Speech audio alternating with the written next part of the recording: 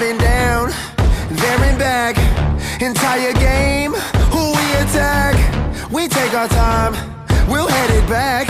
We on our heels, counter-attack. Fake that wall pass, get into the open man. We hitting angles on angles, don't let that three-line pass. It's a short field, so we don't need them long runs. We need the seventh man to help us till it's all done. Everybody stand, everybody wave your hands.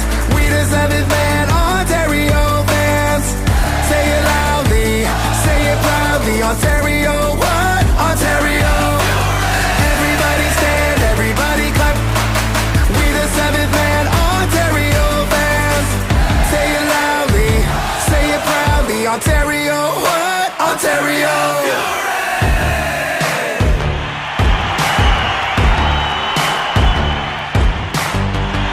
We getting loud, we standing proud. Our hand clap is getting insane now. Hear the screams, hear what I mean? Ontario Fury. Everybody stand, everybody wave your hands. We the seventh man, Ontario fans.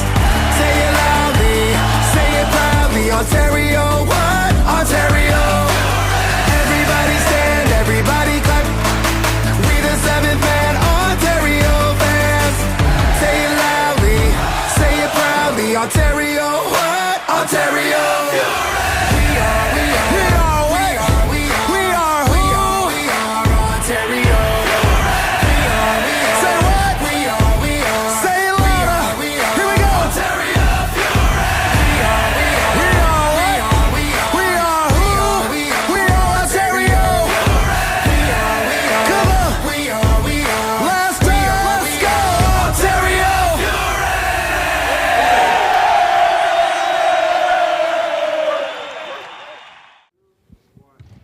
Good evening, everyone, and welcome to Wednesday night action in the MASL live from beautiful Toyota Arena. Tonight, the Florida Tropics take on the Ontario Fury. We want to welcome everybody watching on MASL TV on YouTube. My name is Christian Philly Filliman. Joining me this evening, the man who puts a PhD in personality, the Dr. Jonathan Reimer. Why, Mr. O'Filliman, you done buried the lead. You forgot to tell the people why we're all dressed up like this. Have you forgot, my friend? It's the eve of the greatest day of the year. It's St. Pius tomorrow. So is that why you got me wearing this boa and these glasses? Hi, it is. Doctor, can you believe it's been a year since we called our first game for the Fury? And interestingly enough, it was against the Florida Tropics. A lot has changed over the course of the last year. What has not changed, though, is the dominance of the Tropics. Despite having 7 games left, they've already clinched the East. 15-1-1. 5-game winning streak, and they are only 5 points behind the San Diego Sockers for that coveted #1 seed in the MASL. Head coach Clay Roberts and company are doing a fantastic job. Can anybody stop them, Doctor? Well, Philly, don't just go handing them the win just yet. Let us not forget, the only loss this team has suffered in regulation time this season is at the hands of the Ontario Fury down in Lakeland, Florida. Can perhaps history repeat itself this time in Toyota Arena? It's what they say. History does have a tendency to repeat itself. Now, Doctor, despite having lost last season's MVP in Ian Bennett, the Tropics are having an MVP-esque season from Victor Pereira, their own version of Mr. Tropic. They're Jackie Moon, if we're going to make a semi-pro reference. He is having a fabulous season. 22 goals, 19 assists, 41 points. Tied with Frank Tayu for #2 in the league, 3 behind league leader Ian Bennett. But he's not the only weapon that this team has. Zach Reggett, a former Rookie of the Year, 22 goals within his own right. Ricardo Carvalho, outstanding season. A one-time Defender of the Year, that of Drew Ruggles, 10 goals on the season. And they return Diegas, 13 points within 5 games. This team is stacked.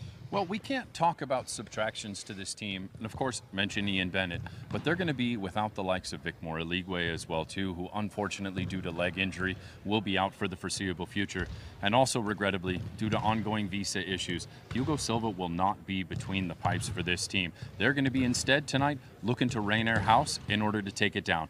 Part of that tandem of goalkeeper combos that they're testing out as they figure out who's going to be that starting keeper going into the playoffs. Doctor, the Fury, on the other hand, have everybody, with the exception of Willie Spur, who they lost earlier in the season. Willie, we know you're watching. We got nothing but love for you. We miss you. We wish you a speedy recovery, and we can't wait to see you back in Toyota Arena. Now, the Ontario Fury have had their up and down season. In fact, over the course of the last 4 games, we're looking at a loss, a win, a loss, and a win. But this game is crucial. They need to grab every single point that they can because they're coming into a stretch that is extremely important for their season. Not only is it important, it's going to be absolutely grueling. This is by wide margin the toughest week on the schedule for the Ontario Fury, facing off against a powerhouse team tonight in the Florida Tropics, heading down to Tijuana tomorrow to fly 2 time zones and a mile up in the air to the city of Chihuahua, where they have to play on that tiny field at Corner Sports on back-to-back nights, immediately get on a plane the following morning, travel back 2 time zones, down a mile of elevation, and the following day, they're going to be facing a division rival in the Tacoma Stars. My goodness, what a 6-day stretch. A crucial stretch, and Chihuahua's already leapfrogged over the Ontario Fury in the West and in the playoff standings. A must-win for this team. Folks, it's the Golden State versus the Sunshine State. It's the Tropics versus the Fury, and it's coming to you live on MASL TV, on YouTube. Stick around for this fantastic voyage. We're going to be back with the opening kickoff in just a couple of moments. Sláinte.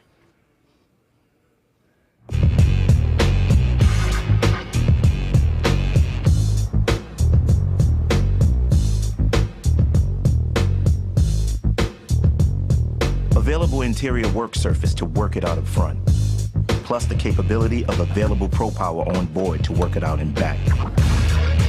Tough this smart can only be called F-150. Introducing the all-new 2021 Ford F-150. We can talk about vaccine hesitancy. There is a subcategory that is afraid about the speed at which the vaccine was developed. The pioneers are just amazing, incredible individuals. I mean, we're standing on the work that they did. It really wasn't rushed through. It's extremely difficult to predict who's going to die from COVID and who's not going to die from it.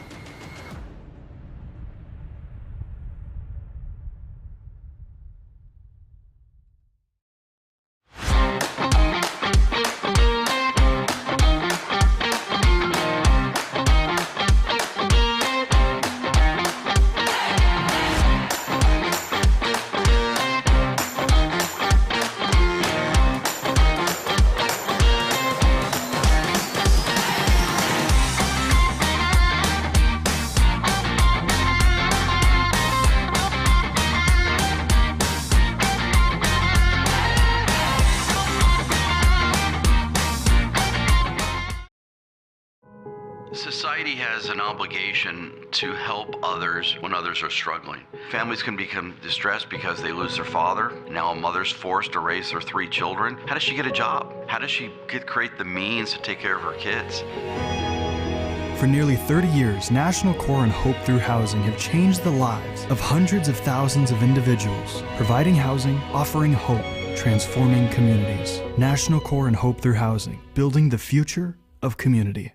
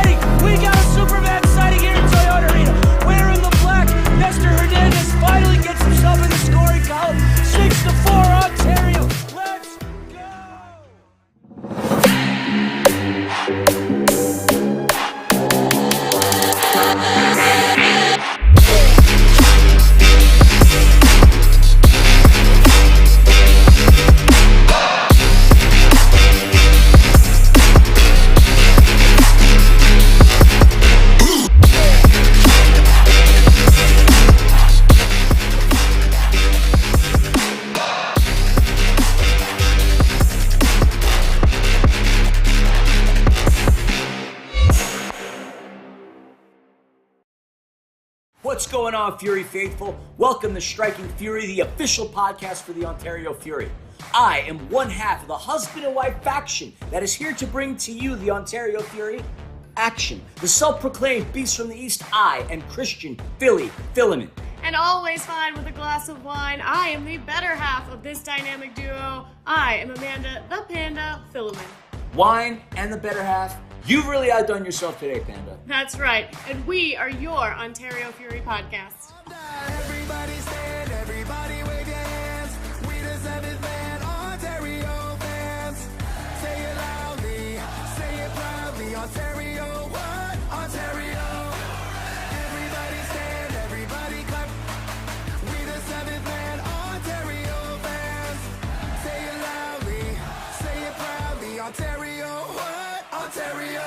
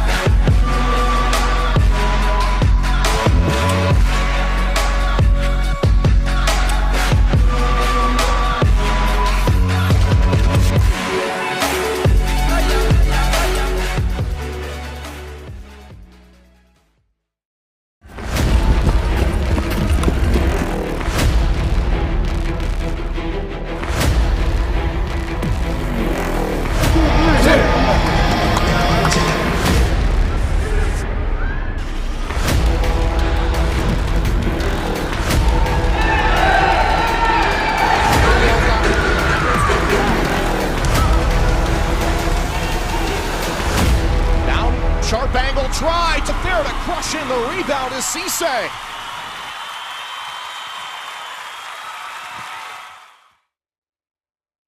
I'm so LA fitted with the flip-flops. All gold rolling with the wristwatch. White Pro Club and some tube socks. Dickies on the waist, been chilling at the marathon. From Victor Crenshaw was the line. 120 up to 60s, beat the signs. The Blade Night Walker on the grind. Living in hell, swearing everything fine. Ay, man, I'm so LA. Grew up in the spot where the hunters do pray. Post on the block where they sell that Kool-Aid. Hoodie down, boogie now, hit as cool as Cool J. Ay, got 2 L's to their name. Winning ain't nothing but a thing. Chopper cut weeds against the grain. Pocket keep leads for the change. Lightweight was a means from the chains. Ay.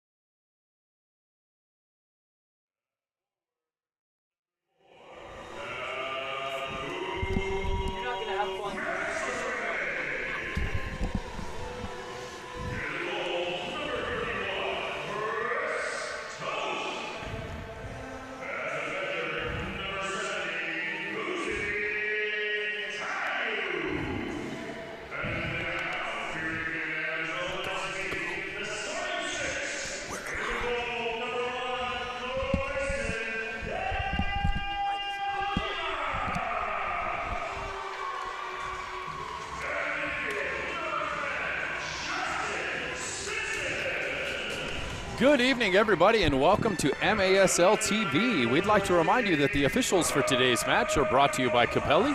Capelli, the official uniform sponsor of the MASL game officials. Today's officials are crew chiefed by Kia DePana. Our referee will be Josh Wilkins. Our assistant referee, Lauren Barnett. Our fourth official today is Saul Rojas. In the penalty box, Andreas Saucedo and Daniel Sobieski. Chill.com is the official CBD brand of the MASL, helping our athletes reach their maximum potential by promoting proper and expedited recovery. Welcome to the MASL Chill Brands. Folks, welcome to Wednesday night action in the MASL. Happy Hump Day. Happy pre-St. Patrick's Day. This is going to be a matchup of epic proportions. We've got the Ontario Fury. We've got the Florida Tropics, Sunshine State, Golden State. And we're going to bring it to you in just a second. Star Spangled Banner first. Give us a second. We'll be right back.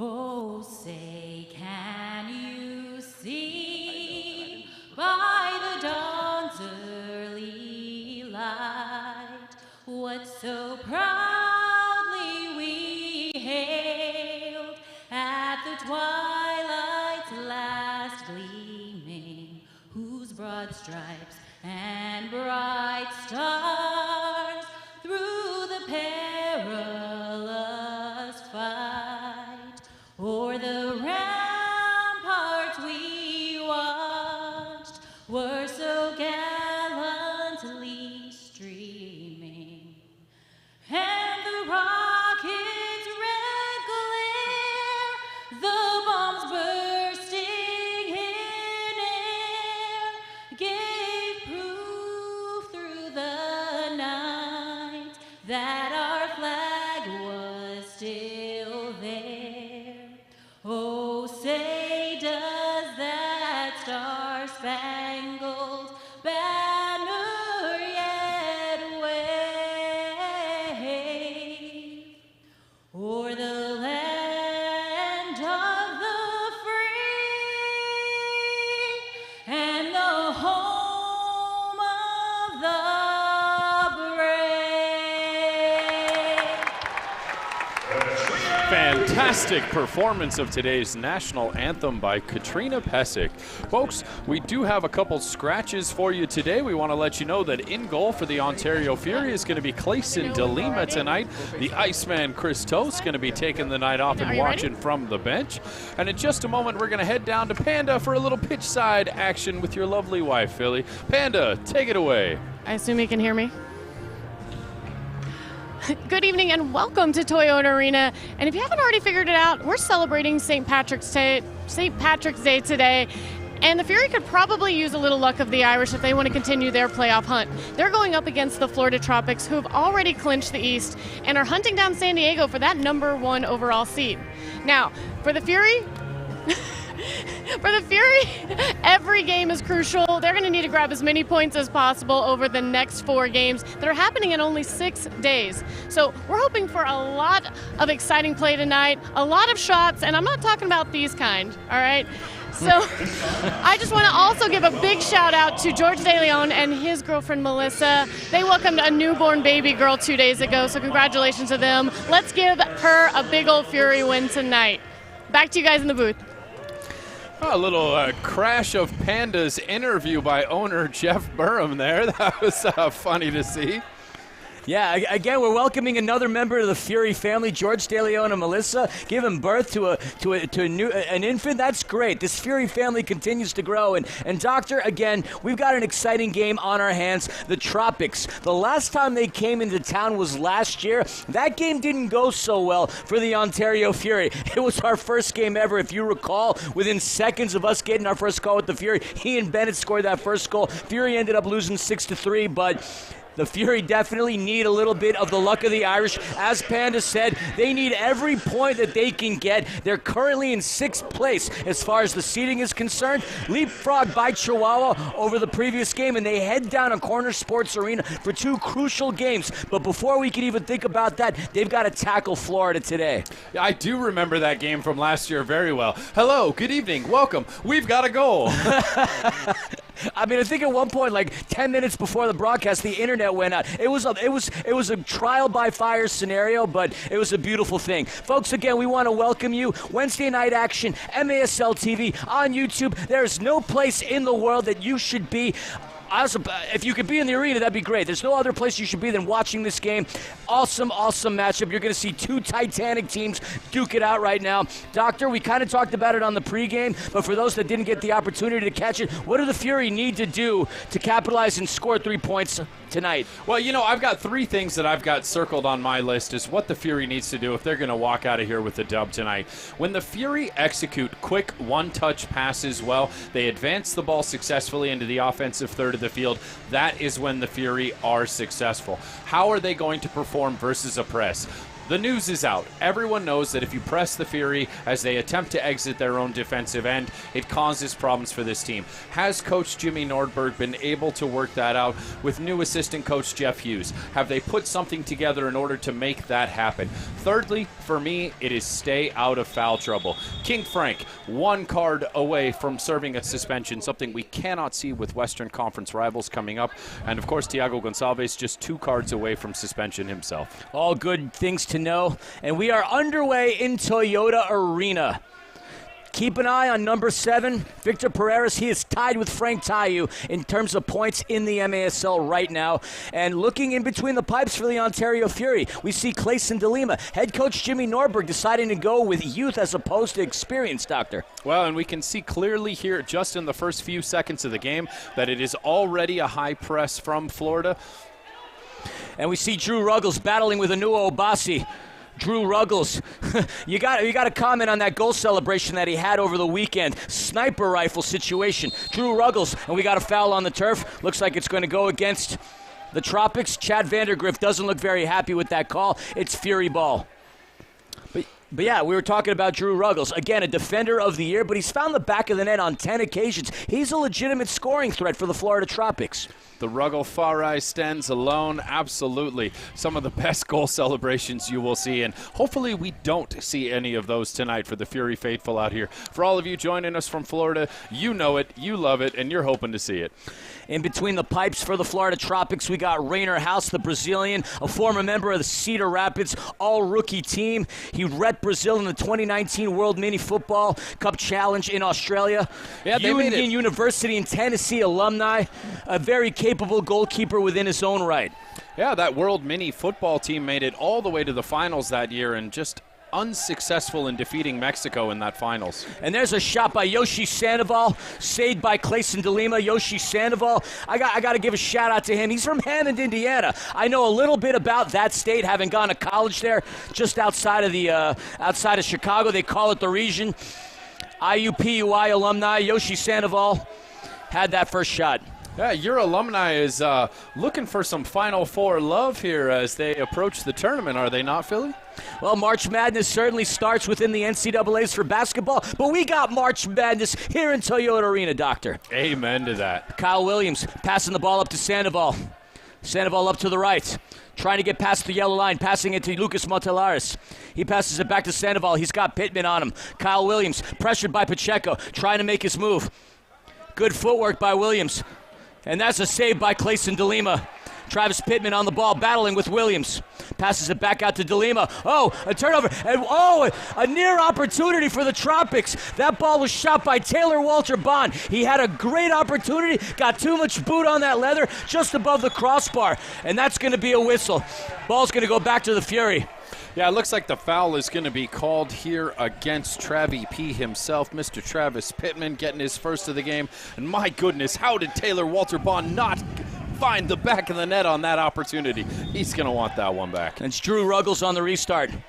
Passing it back out to number 10, Ricardinho. Ricardinho having a great season within his own right. Ball comes back out to JP Reyes. Reyes out to Ricardinho. He's got Nestor Hernandez on him, trying to cross that yellow line, trying to make his move. Fury pressuring the ball. Reyes back out to Ruggles. Ruggles, the ball crosses the yellow line. Ruggles. There's 3 members of the Milwaukee Wave that are on this Florida Tropics team that have seen a Newman Trophy over the course of the past couple of seasons. There is championship pedigree on the Florida Tropics team. Again, the question is, can Coach Clay Roberts and company capitalize. And there's a shot into the netting by J.P. Reyes. It is going to be a restart. Goalkeeper distribution for the Ontario Fury. Well, certainly the Florida Tropics have stormed through everybody in the Eastern Conference. The question is, come playoff time, are they going to be able to match that same success? The ease at which they have gone undefeated in their own conference, are they going to be able to find a way to have things go as simply for them come playoff times? I think everybody right now is putting them in the finals, but it's far from over, that's for sure. Far from over indeed. They have scored a lot of goals, and that ball's going to come out of play. We're going to have a restart. Doctor, is there a replay coming up? Wow, the Clayson de Lima fired the ball straight into the officiating table there. It did look like it hit the top of the wall, and yes, the referees have confirmed and agreed the ball is going to come out to the referee's arc. It is not going to be a top of the arc restart. That was a close call. Really thought that was going to be the case, but Florida on the restart. See Chad Vandergriff on the ball, marked by George De Leon. Again, shout out to George and Melissa. Congrats on the birth of your new child. We see Reggett with Israel Cisse battling on the boards. Cisse, ball comes back into the hands of De Lima. De Lima drops it down out to De Leon. De Leon on the counter, passing it out to Abdul Mansoure. He's got Vandergriff on him. Mansoure out to Berto Palmer. Palmer crossing the yellow line, back out to Mansoure. Mansoure got a little too much boot on it. Battling on the boards with Vandergriff. Mansoure still with the ball. Cisse with a shot, that ball gets blocked. And it is Reggett passing the ball out. Florida had the ball. Onu Obasi passing it out to Berto. Palmer out to Tayu. Tayu tied with Pereira for number 2 in the league with points. Only 3 points shy of league leader Ian Bennett. Ian Bennett, of course, having spent all of the COVID season last year with this Florida Tropics team. It's amazing that despite his subtraction, they are still performing as well as they are this year. We see Victor Pereira passing the ball out to Diegues. They played ball together at UT Brownsville, back in Florida together, and I know Coach Clay Roberts is thrilled to have Diegues back there. His first 3 seasons with the Tropics were outstanding.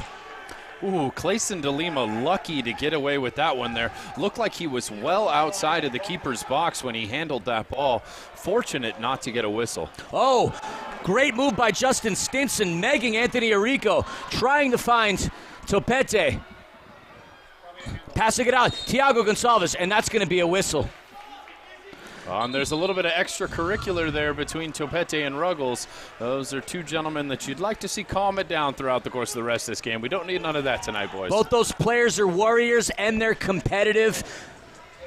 A little bit of chatter gets the competitive juices flowing, Doctor. Ruggles on the restart. Trying to dump it down low to Taylor Walter-Bond. He's got Uzi Tayu marking him. Taylor Walter-Bond passing it out to Kyle Williams. Kyle Williams with Pittman on him. Florida on their move.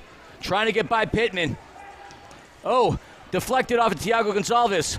Kyle Williams still on the ball. Passed out to Arrico. Arrico trying to find Taylor Walter-Bond. He's got 2 Fury players on him. Stinson has the ball.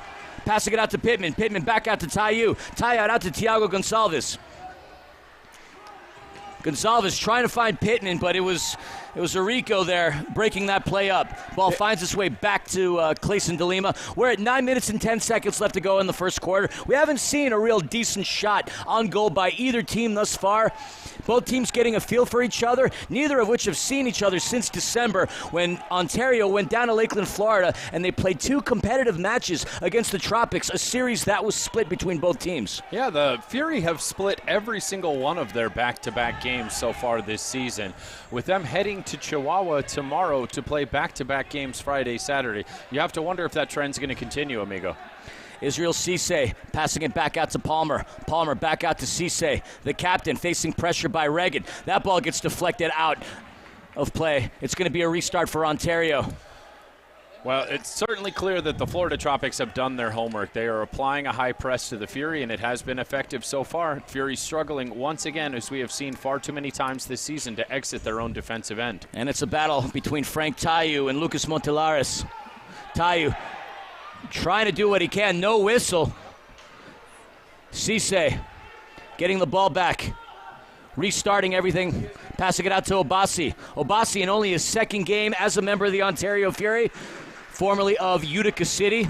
If you don't know who he is, he was a member of the Baltimore Blast. 2015, won a title with the Baltimore Blast and won a title in the USL with the Rochester Rhinos.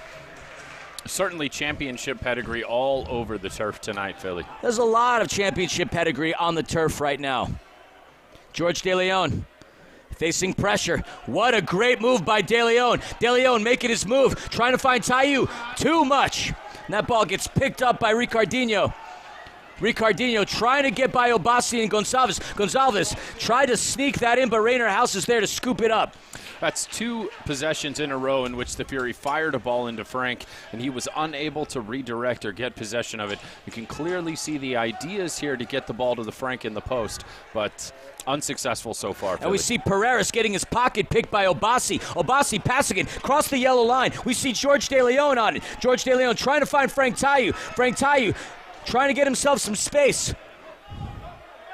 For the third time, the pass coming into Frank is just a bit too hot, and it spoils the offensive prowess for the Fury.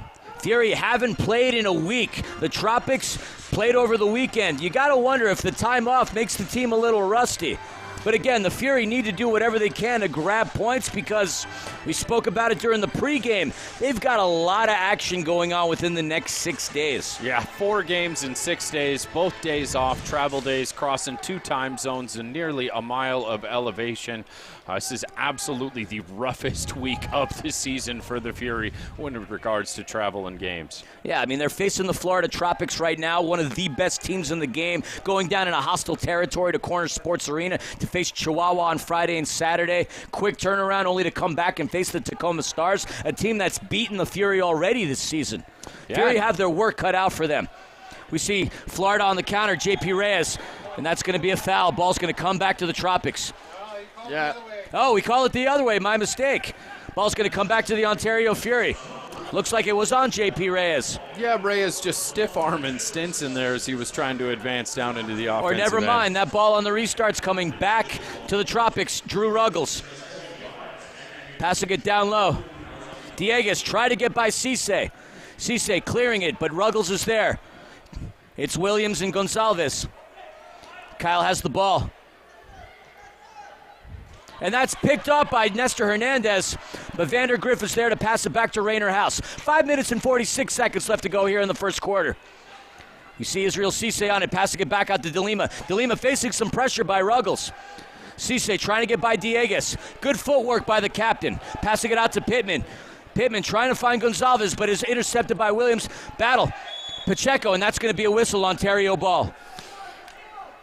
Let's take a look at the replay, Doctor. Go against Kiel Williams there. Just a little bit of the elbow to the face there of Thiago Gonçalves. Nothing in it to really warrant a trip to the sin bin, but Fury ball. Obasi facing pressure by Taylor Walter Bond. Berto doing what he can to get by the former San Diego Soccer. Hernandez out to Pacheco. Pacheco with some space. Pacheco, a shot way off into the netting. And we're going to our first media timeout, Doctor. Absolutely, folks. Our first media timeout for you today is going to be brought to you by National Core. National Community Renaissance and Hope Through Housing Foundation provide high-quality, affordable apartment homes and supportive services that inspire hope, present opportunity, generate prosperity, and empower individuals of all ages. Join us in transforming lives and communities at hopethroughhousing.org. We'll see you on the other side, folks.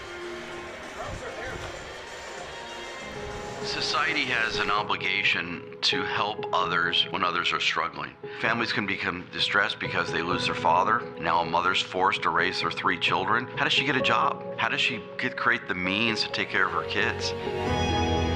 For nearly 30 years, National Core and Hope Through Housing have changed the lives of hundreds of thousands of individuals, providing housing, offering hope, transforming communities. National Core and Hope Through Housing, building the future of community.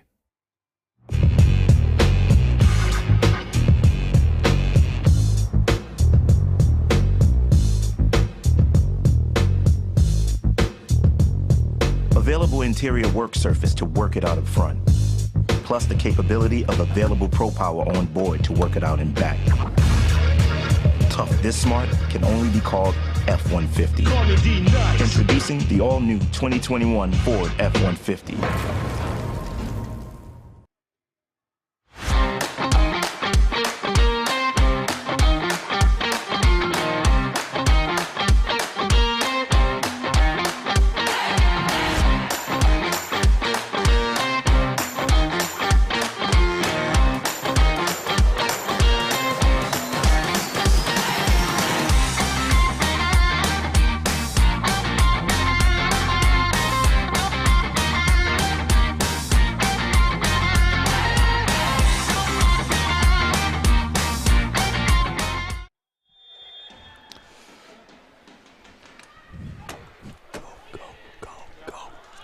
Flight, the official match ball of the MASL, designed and produced expertly for the indoor game. Flight, the premier partner of choice. Flight, challenge everything.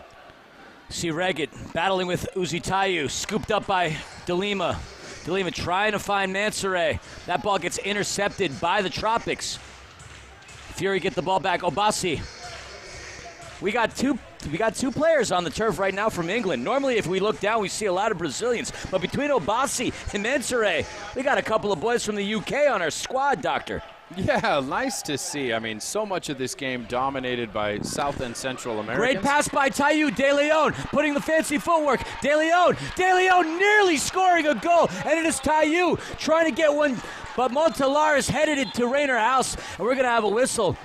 Montelares is on the turf. That was a golden opportunity for the Fury. Oh, George De Leon just missed by a nose hair. So close to throwing one in the back of the net. We know with him and his wife having a baby girl yesterday, he wants to score one tonight. We would love to see that baby goal, but Frank almost cleaning this up on the rebound here. Just unfortunately catching the leg of a defender. Tropics doing a great job of swarming defensively in order to keep Fury out of the back of the net so far. And it's good to see Lucas Montelares back out on the turf. This is his 6th season with the team. He was the Tropics UPSL team captain the year they went 18-0 and won the UPSL, a player that the Tropics certainly need. Whoa! Oh. And we're going to have a whistle on the turf. That's going to go against the Tropics. Smurf sighting, Doctor. A trip to Smurf Village. Sin bin time. Yeah, look, this is just late. It's reckless. It's hard in by Ricardo there on Clayson de Lima. There was absolutely no reason to see that. I mean, Clayson was clearly on top of the ball long before the challenge comes in. Our left knee to the head there. Obviously, Clayson suffered one of the most memorable concussions in Fury history in that mini game in the Ron Newman Cup finals last year. Chris Toth already out on the field warming up as trainers are looking over Clayson, and we are wishing the best for him, but that was an ugly thing to see. Let's take a look at that replay once again. Obviously, some incidental contact right there, but you clearly see Clayson grabbing the back of his head. That knee by Dieguez. Yeah, oh yeah, there it is right there. That's smarts. That's the best terminology that I could use for that. But the Fury are going to be on the power play, Doctor, and the Fury, at this point, 38% on the season. We're looking down on the turf to see if Clayson de Lima will continue or if Chris Toth is going to take his space. De Lima back on his toes. He's getting checked out by our trainer. Clayson's a competitor, and he's a tough kid. We know he doesn't want to come out of this game. Yeah, we've got head coach Jimmy Nordberg, assistant coach Jeff Hughes, both down there, along with our trainer Wes Odes, making sure that Clayson is okay. Chewy Molina, goalkeeper coach, furiously warming up Chris Toth just to try and make sure that De Lima's okay as he goes through concussion protocols at the moment. I would not be surprised if he sits for just a moment in order for them to make sure that those protocols are ensured. And if you're just joining us right now, we're at 4 minutes and 5 seconds left to go within the first quarter. It is still 0-0. Florida Tropics coming into this game on a 5-game winning streak. And it looks like Clayson de Lima is going to be good to go. Fury are going to need him to be on his toes because the Tropics are one of the highest scoring teams in this league. In fact, they are tied with the Sockers for having the most goals in MASL this season, Doctor. Not only that, they are 5 times more successful when they lead at the half, so early goals are essential in this game. They are over 50 wins when they lead at the half to less than 10 losses. That is a dramatic difference, and so certainly it's going to be important, as in every MASL game, to see who is able to take that lead first and secure it going into the break. You guys don't get a chance to see this because the camera's not on there, but we see Stryker exciting the crowd in Toyota Arena. You gotta love Stryker. A week ago, we celebrated his birthday. That mountain lion is a blessing on this franchise. We certainly love watching him from up here in the booth, Doctor. Yeah, a little Puma power trying to warm up the crowd here in Toyota Arena. Hear a little bit of your band Metallica playing for the power play. Oh, you know I love me some heavy metal, Philly, that's for sure. Metallica once graced the confines here of Toyota Arena, a concert I was at, no less. That they did. Thiago Gonçalves trying to thread the needle. That ball gets picked off by the Sockers. Sockers dumping it down low. Topete there. We love to see Topete and Thiago Gonçalves on the turf together. It's like thunder and lightning. Stinson is shot off of the boards. Oh, that ball rebounds to Pacheco. Pacheco back out to Topete. 1:22 left to go within this power play. Thiago passing it out to Tayu. Tayu to Pacheco. Pacheco to Topete. Back out. Stinson on the ball. Fury are trying to find their space. Tropics doing a good job pressuring that ball. The Fury have yet to get a shot off. Until then, shot by Gonçalves, saved by House. We're under a minute to go left within this power play, and 3 minutes and 2 seconds left to go within the first quarter. Gonçalves with the first really good look throughout the course of this power play for the Fury, but unfortunately put it right in the belly of Rainier House. The penalty kill for the Tropics currently at 61%. That was a great play. Intercepted by Montelares. He's on the counter. He's feeling frisky enough. Trying to squeeze one by DeLima. DeLima gets a hand on it. Ruggles has the ball. Nearly getting a short-handed goal. Under 30 seconds left to go within this power play. Tayu trying to get by Vandergrift. We see another Smurf sighting. Another trip to Smurf Village for the Florida Tropics. It is Chad Vandergrift going to the sin bin. Yeah, we're going to have 30 seconds of 5-on-3 outfield action for the Fury as this foul, reckless and late, trips up Mansour as he's trying to sprint down the field. And the Fury have a golden opportunity with 30 seconds of the two-man advantage, followed by a minute and a half more power play. The question is, can they capitalize? Sitting at 38% on their power play conversion. Gonçalves out to Topete. Topete back out to Gonçalves. They're past that yellow line. Yeah, there's a shot, and we got a power play goal. Power play goal by Johnny Thunders. Doctor, give us the news. Oh, Johnny Thunder rains one from deep. Top right, absolutely nothing Rainier can do about it as he took that one to the house. It's Fury 1, Tropics 0, and we've still got a minute and a half of the man advantage left. Ruggles tried to get in front of that, but Topete put a lot of hustle behind that muscle, and as a result, we got a power play goal in Toyota Arena, and now we got a yellow card. What the heck just happened, Doctor? There's a yellow card on the turf. Delay of game. I believe it's being issued against Zach Reggett. There is another Tropics player in the sin bin as well, too. It appears as though we have missed a yellow card that has gone down at some point in time here as well, too. We are awaiting confirmation from statisticians at the moment, but it appears as though we have a yellow card issued for a delay of game, restarting the ball too early there off the kickoff. Someone is going to the sin bin to represent this 5-minute penalty. Doctor, clearly we were feeling froggy enough and we jumped. We didn't pay attention to what just went down. We still see Tropics players in the bin. 2 minutes and 18 seconds left to go within the first quarter. The Ontario Fury up 1-0 on the Tropics. It is a great goal by Johnny Topete. And it appears as though Ricardinho Sobrena is the one who's going to be heading over to serve the penalty. No, I'm sorry, that's Ricardo Carvalho that's going to be heading over to serve the penalty. Wrong name. But we now have, once again, 3 Tropics players in the sin bin and a golden opportunity for the Fury to extend that lead. Still 1:46 seconds left to go in one of the power plays. 2 minutes and 18. Reggett on the midfield turf. Johnny Topete getting his 10th goal of the season and his 16th point. That is a big goal because, as you alluded to, the Tropics do really well when they're up at the half. Not as good of a record when they're down at the half. Obviously, we got a lot of time to go, but that is exactly what the Fury needed to do in order to increase their confidence in this matchup. We've got a foul on Zach Reggett there. Looks like Uzi Tayu is going to be whistled for the hold. This is not the way the Fury want to go ahead and start out this power play by yielding this much possession back to Florida, who've got nearly as many men in the penalty box as they have on the bench at this point, Philly. And we see Drew Ruggles on the restart. That's kind of funny.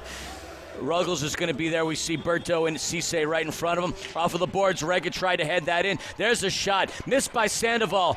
But that ball comes back out past the midfield. Montelares tried to clear it, but Hernandez blocked that one. It goes back to Rainier House. Rainier House intercepted by Cisse. Cisse passing it out to Obasi. Fury changed their line. Obasi's there with Reggett and Ruggles. He's going to pass it out to Tayu before running to the bench. 1 minute 44 left to go within this first quarter. 1 minute and 10 seconds left to go within this power play. Topete already with a goal thus far in this game, his 10th of the season. Passing it out to Pacheco. Pacheco back out to Topete. Ruggles is not aware that Frank is currently creeping up on that back post behind him. Could that come? We've got a handball called here against Pacheco. The waning first minute of this power play seems to be all Florida so far, as the Fury are really struggling to get possession and maintain it. We see Thiago Gonçalves right now crossing that midfield. He's got Taylor Walter Bond directly in front of him, passing it out to Stinson. Stinson back out to Gonçalves. Gonçalves to Topete. Thunder and lightning together again. We know magic happens when they're there. And there's a shot. Stinson got enough boot on it, but didn't have the direction, and that's going to be a goalkeeper distribution for the Tropics. Yeah, it just rolled up. He wasn't able to get the toe curl to it that he was looking there, and that one fires up into the netting. We're under 30 seconds left to go within this power play. Fury still maintaining possession. Stinson passing it out to Obasi. And we're under a minute to go within this first quarter as well. Obasi getting by Taylor Walter Bond, passing it out to Gonçalves. Gonçalves. And it looked like Obasi was favoring his foot, but that changed relatively quickly. Obasi finding Tayu. Tayu. Obviously, he's got the entire Tropics team on him. Passing it out to Gonçalves. Gonçalves back out to Obasi. Crossing that yellow line. Back out to Gonçalves. Thiago trying to find P. That ball gets intercepted. And it's a foot race between Vandergriff and Obasi. Vandergriff's got some space. Vandergriff, can he get that short-handed goal? Vandergriff passing it out. Taylor Walterbond just hits the crossbar. Near short-handed goal for the Tropics. Taylor Walterbond. Boom, we got a short-handed goal by the Florida Tropics. What a goal by Florida, Doctor. Yeah, Taylor Walter Bond on his third chance finally finds the back of the net. He was certainly frustrated with himself after the early miss. Even strength goal. We see Vandergriff passing it off to Walter Bond above the crossbar, but despite the fact that he missed it the first time around, he capitalized when he got his next opportunity. The former San Diego Soccer managing his 6th goal of the season, his 11th point. It's a tie ball game, Doctor. Yeah, that's unfortunate. It looked like the Fury had finally cleaned their lines after that first miss, but the reflection just coming straight to Walter Bond, who's able to find the back of the net. And despite nearly 3 minutes of power play, it is even 1-1. Ragged battling with Berto. That's a tough matchup. He's going to run it out. And that's going to be the end of the first quarter, folks. The scoring line. We're tied in Toyota Arena. Ontario Fury 1, the Florida Tropics 1. The end of the first quarter brought to you by our friends at Larson LLP. Unrivaled experience, unrelenting advocacy, and unparalleled results. Thank you, Larson LLP. And we'll be right back for the second quarter of action from Toyota Arena.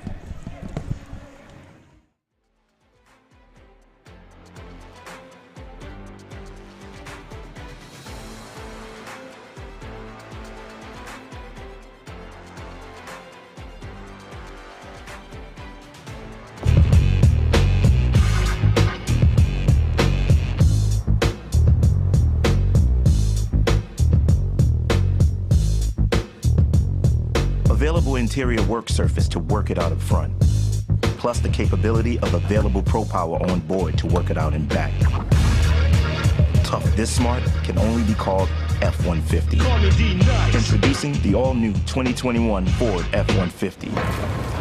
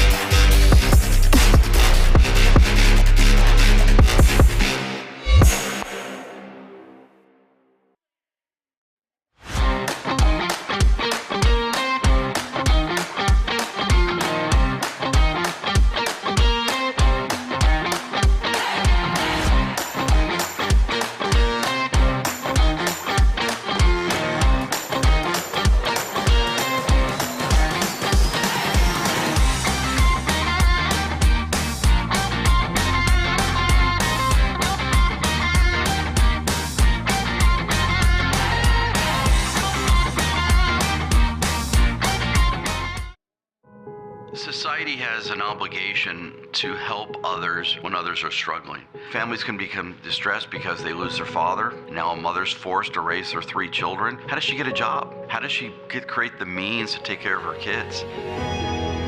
For nearly 30 years, National Core and Hope Through Housing have changed the lives of hundreds of thousands of individuals, providing housing, offering hope, transforming communities. National Core and Hope Through Housing, building the future of community.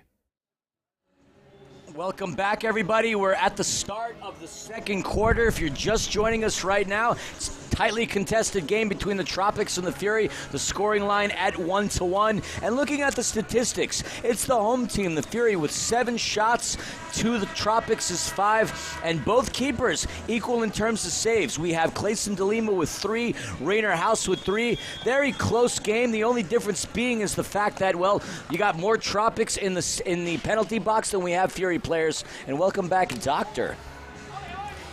Thank you, Philly. Welcome back. Were it not for Taylor Walter Bond missing target here, it might be Tropics with the lead. It took him his 3rd opportunity to find the back of the net. He missed 2 open goals. It finally took a shot with a goalkeeper in front of him for him to find the back of the net. Well, 3rd time's a charm, and he certainly capitalized on that. It was a heck of a goal, and it's been a fun game thus far. Both these teams, anytime that they've battled it out with each other, it's been tightly contested. The first games that these two teams played back in December, they went down to the wire. We wouldn't expect anything less from the Tropics and the Fury. Again, it's that press of the Tropics, resulting in a turnover once again, and they take possession here. Vandergrift passing the ball out to Williams. Williams facing some pressure by Stinson, and looks like that's going to be a foul on Stinson. Restart for the Tropics. Stinson, new game, new hair color. I believe it was pink last time we saw him. It is back to blonde.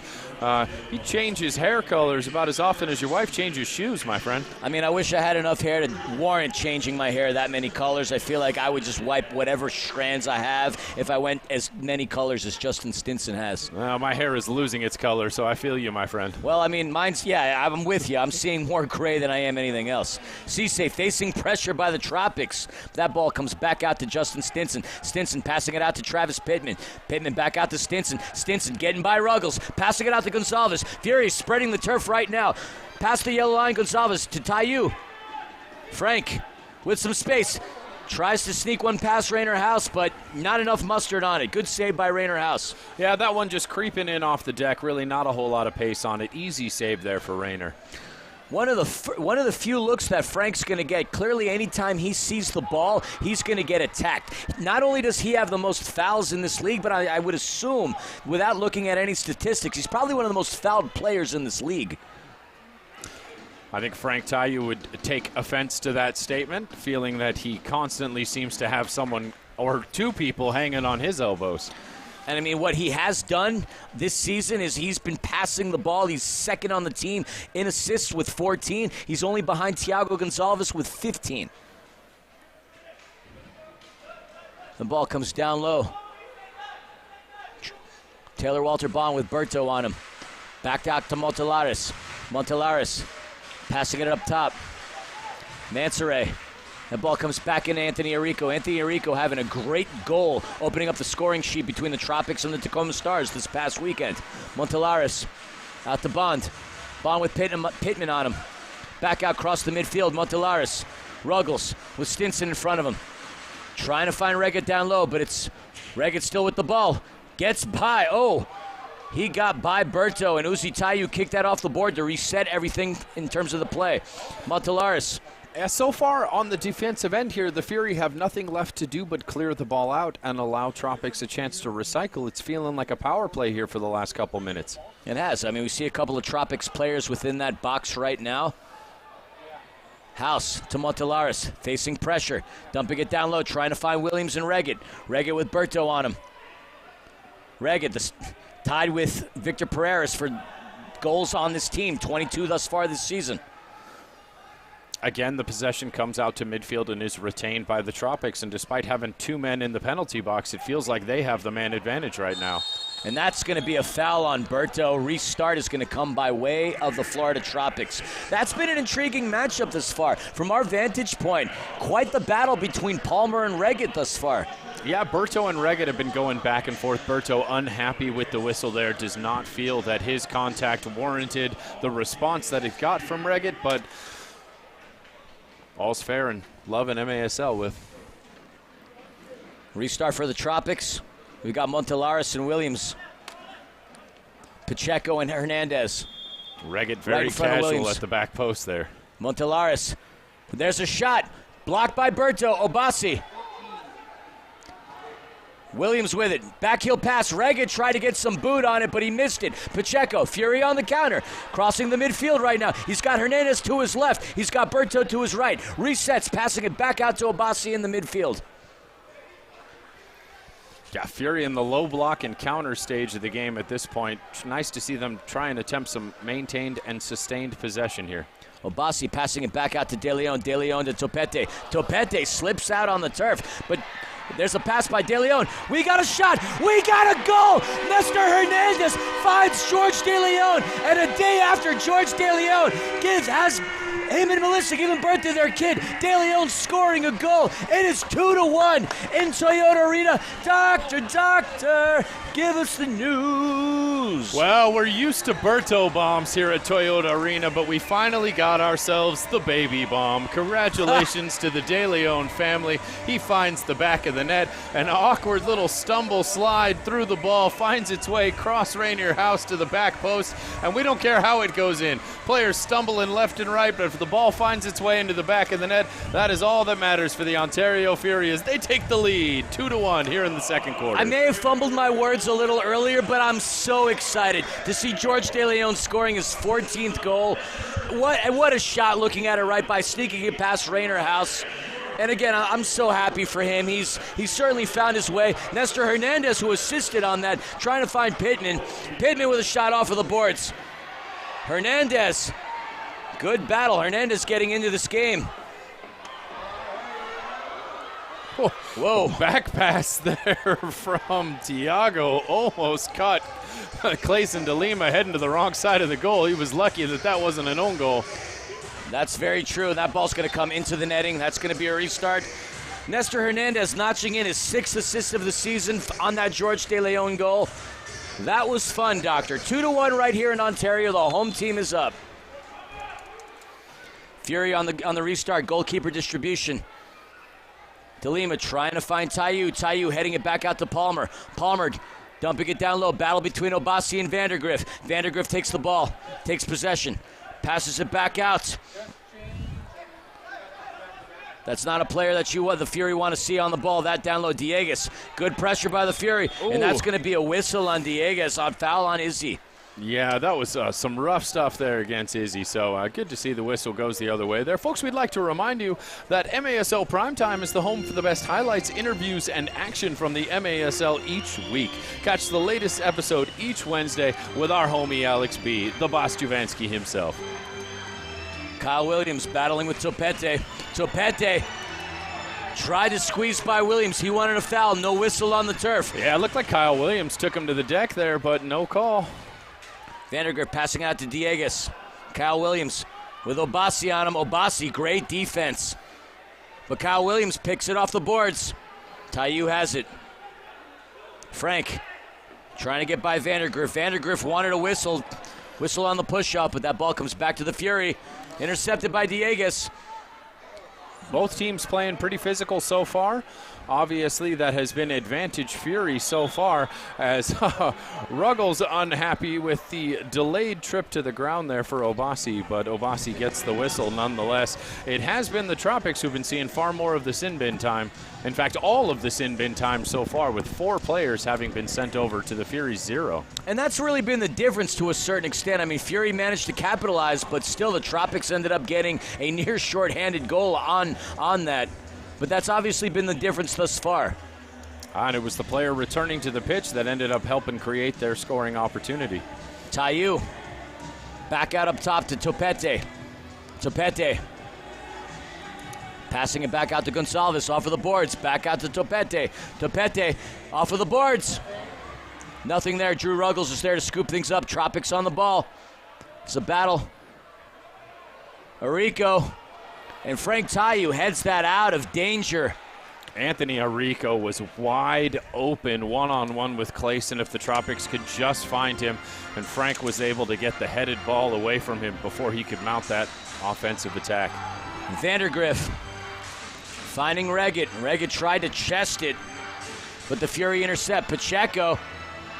Vandergriff is everywhere in this game. There's a battle. Breno Oliveira retains possession, passing it back out to Carvalho. Carvalho to Reggett. That's a dangerous man. Shot just above the crossbar. Another shot into the netting. Goalkeeper distribution. I got to look at that replay again. How did Reggett get that one off? Looking at it. Oh, okay. That was a near opportunity to tie this match. Yeah, it looks like the Tropics just get a little foot tied between their own team members there, unable to get a clean shot off. Tropics have had a bunch of opportunities that they have skied above goal tonight. If they are on frame, they could be the ones sitting in the lead, but instead with 8:15 left to go, it is Fury 2, Tropics 1. Clearly a matter of inches, a game of inches, and inches are what's keeping the Tropics from having the edge in this game thus far. They've gotten some really good looks, but luck, Lady Luck, or the Irish Luck for that matter, hasn't been on their side thus far. Rainer House dumping the ball down low, finding Zach Reggett. Zach Reggett with Uzi Tayu on him. He tried to find Fury on the intercept. Mansoure back heels it to Tayu. Tayu back out to Pacheco. Pacheco restarting everything. Obasi. 7 minutes and 44 seconds left to go within the second quarter. The ball comes back out to Pacheco. Pacheco trying to get by that yellow line, but Kyle Williams is there with good pressure. Pacheco passing it back out to Palmer. Palmer to Cisse. Cisse crossing the yellow line with Sandoval on him. Obasi. Good footwork. Obasi finding Pacheco. Pacheco with Pereiras on him. We haven't called his name much. And prior to the game against Tacoma, Pereiras was on a 12-game scoring streak, but that got broken this past weekend. Tayu getting by Montelares. Tayu trying to find Pacheco, but that ball gets intercepted by the Tropics. Sandoval dumping it down low. He has nobody with him. Israel Cisse on the ball. Cisse crossing the yellow line on his defensive third. Passing it out to George De Leon. De Leon with the second goal of the game, passing it out to Stinson. Stinson to De Leon. He backheels it, but intercepted by the Tropics. Reggett with Cisse on him. Off of the boards, battle between Sandoval and Tayu. Reggett trying to get by Cisse. Montelares has it. And it's the Fury that maintained possession. Yeah, Stinson came out worse for wear on that challenge, but came away with the ball nonetheless. Gonzalez getting by Reggett. Good footwork by Thiago. Thiago wisely resets out to Topete. He's facing pressure by Reggett. Up to Stinson. 6 minutes and 8 seconds left to go within the second quarter. Stinson getting by Montelares. He has some space. Try to find Topete. Taylor Walter Bond with Gonzalez. Tropics reset. Sandoval. Sandoval out to Ricardinho. Off of the boards. Topete there. Passing it out to Frank. Frank's got some space. It's Frank and Sandoval. And Frank goes down to the turf. Sandoval pressuring him. Frank not happy about that. Good defense by the Tropics. Frank wanted the whistle. Tropics maintain possession.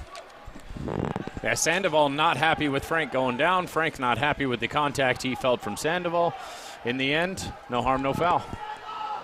Clayson DeLima picks it up, passing it out to Palmer. 5 minutes and 19 seconds left to go within the second quarter. Palmer resetting the ball, passing it out to Pacheco. Pacheco back out to Palmer. Doctor, it's been an interesting game thus far. 2-1. We were expecting a high-scoring game, but we're only seeing 2-1 with 5 minutes left to go in the second quarter. It's been physically defensive so far. Both teams really scrambling to maintain any kind of defensive prowess. We've seen a high press that was effective from Florida early on. They've clearly taken their foot off the gas at this point in time to maintain some energy. These two teams, man, they look so evenly matched. Berto calling for a top-of-the-arc restart, but instead we're going to have ourselves a media timeout. Once again, folks, our timeout is going to be brought to you by our friends at National Core. We'd like to thank them for sponsoring each and every one of our timeouts tonight. And we'll be right back with the last 4 minutes and 42 seconds of the second quarter after this.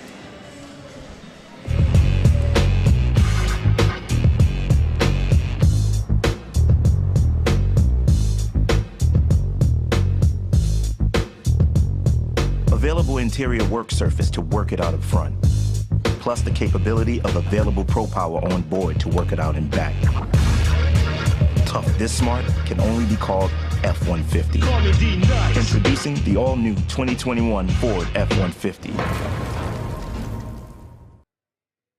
We can talk about vaccine hesitancy. There is a subcategory that is afraid about the speed at which the vaccine was developed. The pioneers are just amazing, incredible individuals. I mean, we're standing on the work that they did.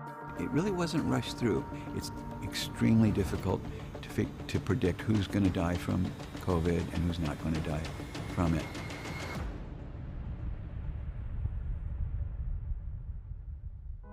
Society has an obligation to help others when others are struggling. Families can become distressed because they lose their father. Now a mother's forced to raise their 3 children. How does she get a job? How does she create the means to take care of her kids? For nearly 30 years, National Core and Hope Through Housing have changed the lives of hundreds of thousands of individuals, providing housing, offering hope, transforming communities. National Core and Hope Through Housing, building the future of community.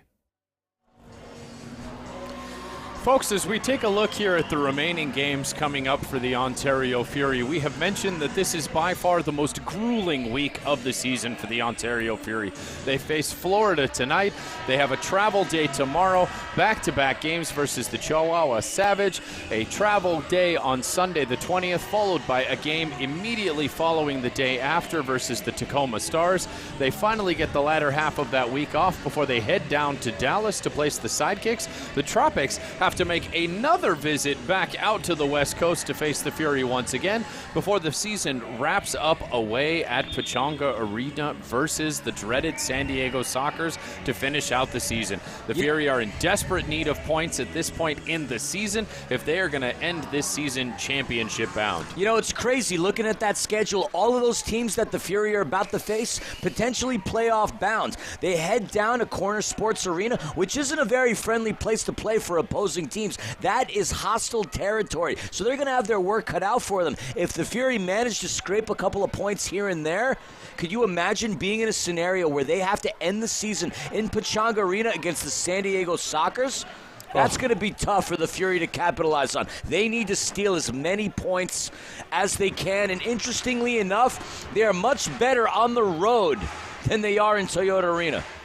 Yeah, we mentioned this on the last episode of Striking Fury. Folks, follow Striking Fury, the official podcast of the Ontario Fury. Could you imagine needing points out of that final game of the season versus the Sockers? That is a horrific situation for anyone in Fury Red to think about.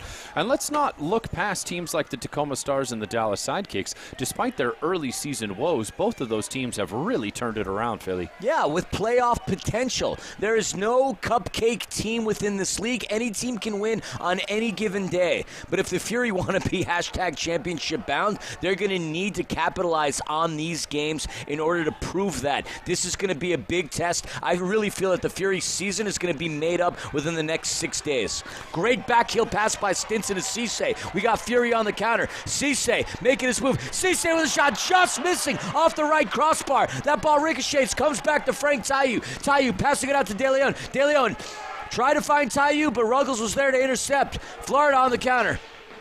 Florida making their move, crossing the yellow line. Dieguez trying to find Ruggles. Intercepted by Palmer. And it's Taillou. Taillou and Stinson. Taillou with a shot. Taillou just misses. Chests it, traps it, but Florida clears it. Oh, my goodness, end-to-end action, big opportunities for both sides. Ruggles just one pass away from getting on the end of a great opportunity. As that ball gets fired all the way down, trying to catch Clayson DeLima off his line. A quick change for both teams as it comes back out, but both of these teams are certainly firing on all cylinders right now, Philly. Firing indeed. Clearly they've gotten comfortable playing with each other. Topete, great move getting the ball across the midfield. Topete passing it back out to Gonzalez. Gonzalez, the leading assist man on this team, passing it out to Taillou. Taillou with Vandergriff on him. Taillou trying to look and thread that needle, passing it back out to his brother Uzi. Uzi restarting the play, back out to Gonzalez. Gonzalez out to Pittman. Oh, Pittman hits the ref. That was an unfortunate ricochet, but Fury still maintained possession. Uzi facing some pressure by Regged. DeLima, Kyle Williams heads it out. And that's going to be a foul on Pittman. Pittman's frustrated. He feel like he had the ball long before the challenge came in. Felt the challenge came in late, but we're going to catch it here on the replay as the ball comes up in the air. Pittman finds the ball. There's not really a whole lot in that. A little bit of selling going on the field at the moment, but nonetheless, it will be Tropics ball. Well, Breno Oliveria is still down on the turf, but he's slowly making his way back up, running back towards the bench. Ruggles pleading the case that should have been a blue card. Video evidence seems to state otherwise, just a common foul. Right call on the field by the refs, great work by them. And we have the remaining 2 minutes of the half to play here in just a moment. Ruggles on the restart, trying to find Regged. Off of the boards, Regged battling with Tayu. Passing it back out up top, Montelares to Ruggles. Ruggles with Pittman on him, passing it out to Williams. Regged's a player you got to watch out for. Again, tie with Pereira's for the league lead, for the team lead in terms of goals scored. 22 goals on the season thus far. And that's going to be a whistle. Big minute and a half for the Fury right here. Taking that 2-1 lead into the half is essential for them at this point. If you're a Florida fan looking at this game, the ability to tie it up going into the half is a huge momentum swing in that Floridian direction if they can make this goal happen. The numbers work against Florida if they go into the half down. Regged with a shot. And that's going to come, thought it would come out of play. Regged has it. Passing it back up top midfield. Pereira's. Both teams gave up on that sky ball. Everybody thought it was going into the Tropics bench. It ends up finding itself against the boards. We play on. Pereira's off of the boards to Regged. Regged with a shot. Saved by DeLima. Nearly threading that needle. But Clayson coming up with a big save for the Fury. Clayson more falling on the shot than he was stopping it. But hey, it doesn't find its way into the back of the net. He'll get credit for the save. Save is certainly a save. Gonçalves back out to DeLima. DeLima facing some pressure. Trying to find Stinson. Stinson heads it. But Ruggles is there. Pittman, we're under a minute to go within the second quarter. Foot race. Gonçalves trying to get by Pereira's, but intercepted by the Tropics. That ball's going to come back out to Clayson DeLima. 48 seconds left to go within the second quarter. Clayson DeLima's going to take his time. Lays it down low. Stinson, good one touch on the ball. Stinson resetting back out to Palmer. Palmer facing some pressure. Stinson with a little bit of space. He has Pacheco to the right of him. Pacheco back up top to Uzi. Under 30 seconds left to go within the second quarter. Tayu to Tayu. It's the Tayu to Tayu connection. The law firm back in action. Under 15 seconds left to go. You wonder how many times they called Tayu to Tayu when they were sitting in their backyard as kids. And here they are, thousands of miles away, playing MASL soccer with each other for the Ontario Fury. What a story. And there's going to be a shot. Frank tried it, blocked by Montelares. And that is the end of the second quarter, the end of the first half, the scoring line. The Ontario Fury up 2-1 on the Florida Tropics. It's been a fun game thus far. Folks, we will be right back after this halftime, powered by Ford, for some more action from the MASL. Thank you, everyone, and we'll see you on the other side.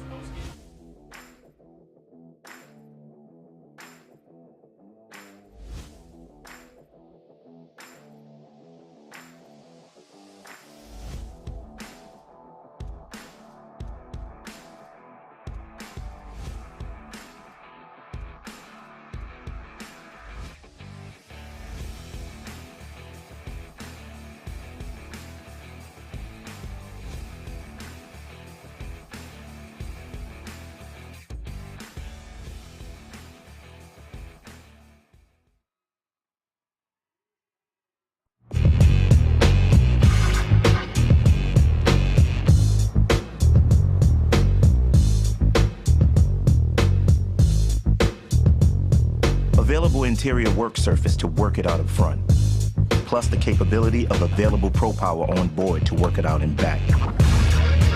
Tough this smart can only be called F-150. Introducing the all-new 2021 Ford F-150.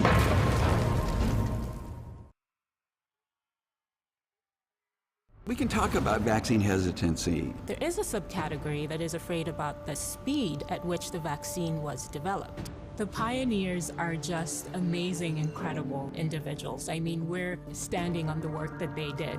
It really wasn't rushed through. It's extremely difficult to predict who's going to die from COVID and who's not going to die from it.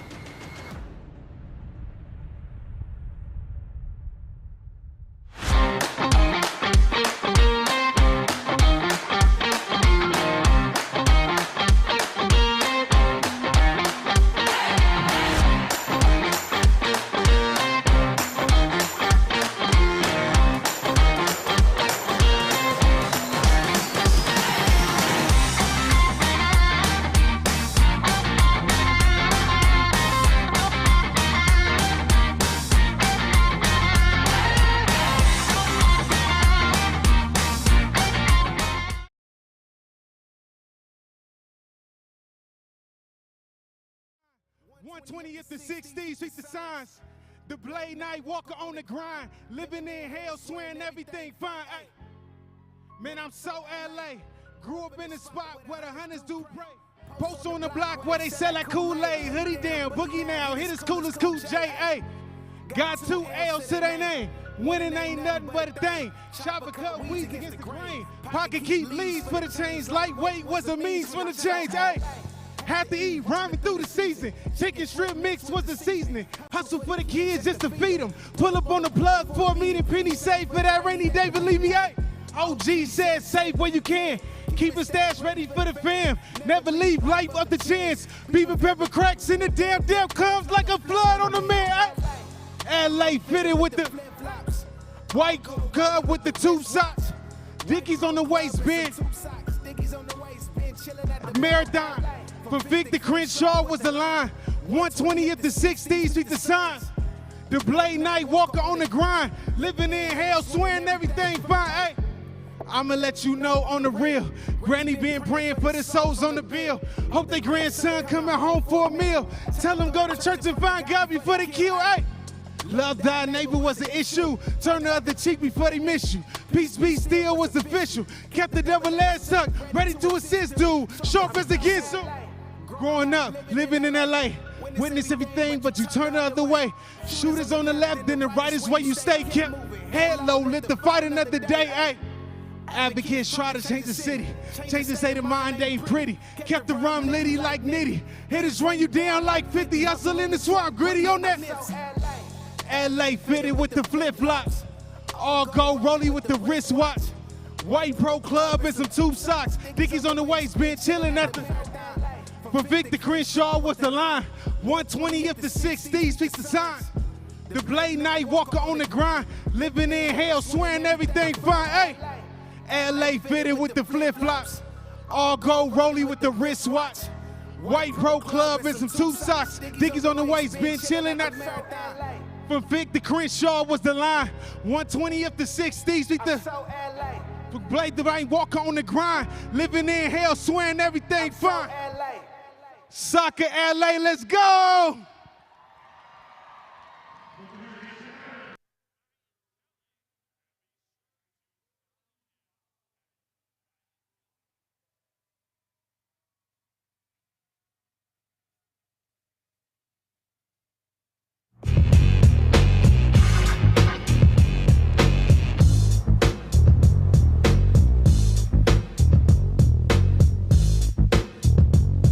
Available interior work surface to work it out in front. Plus the capability of available Pro Power on board to work it out in back. Tough this smart can only be called F-150. Introducing the all-new 2021 Ford F-150.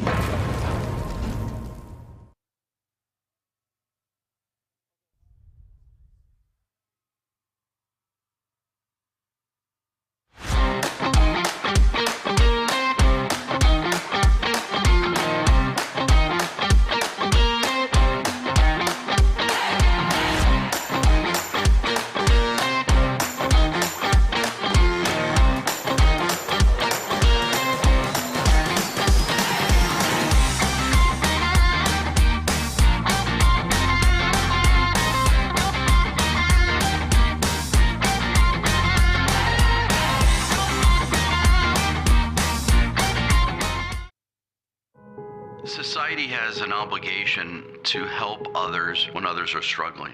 Families can become distressed because they lose their father. Now a mother's forced to raise their 3 children. How does she get a job? How does she create the means to take care of her kids? For nearly 30 years, National Core and Hope Through Housing have changed the lives of hundreds of thousands of individuals, providing housing, offering hope, transforming communities. National Core and Hope Through Housing, building the future of community.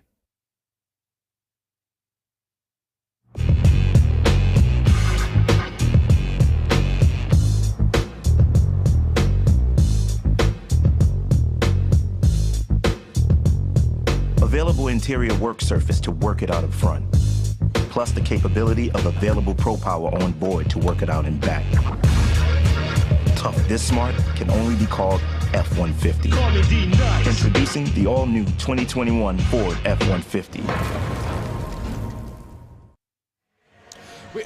Brilliant halftime performance from Ryan Cowley, yet another up-and-coming artist gracing Toyota arenas with his presence. We saw Alice last week. We got Ryan Cowley this week. Star power every week here at Toyota Arena. At the halftime, Tisabetta Leleka, the Irish, had found the Fury on top 2-1. Despite some brilliant looks there by Taylor Walter Bond, he was unable to find the back of the net the first 2 times. Successful in his 3rd attempt, and with that, it is 2-1 at the half. Fury on top, Philly. You forgot about Alex Porter, another talented halftime show that we have had. We've had a lot of star power within Toyota Arena.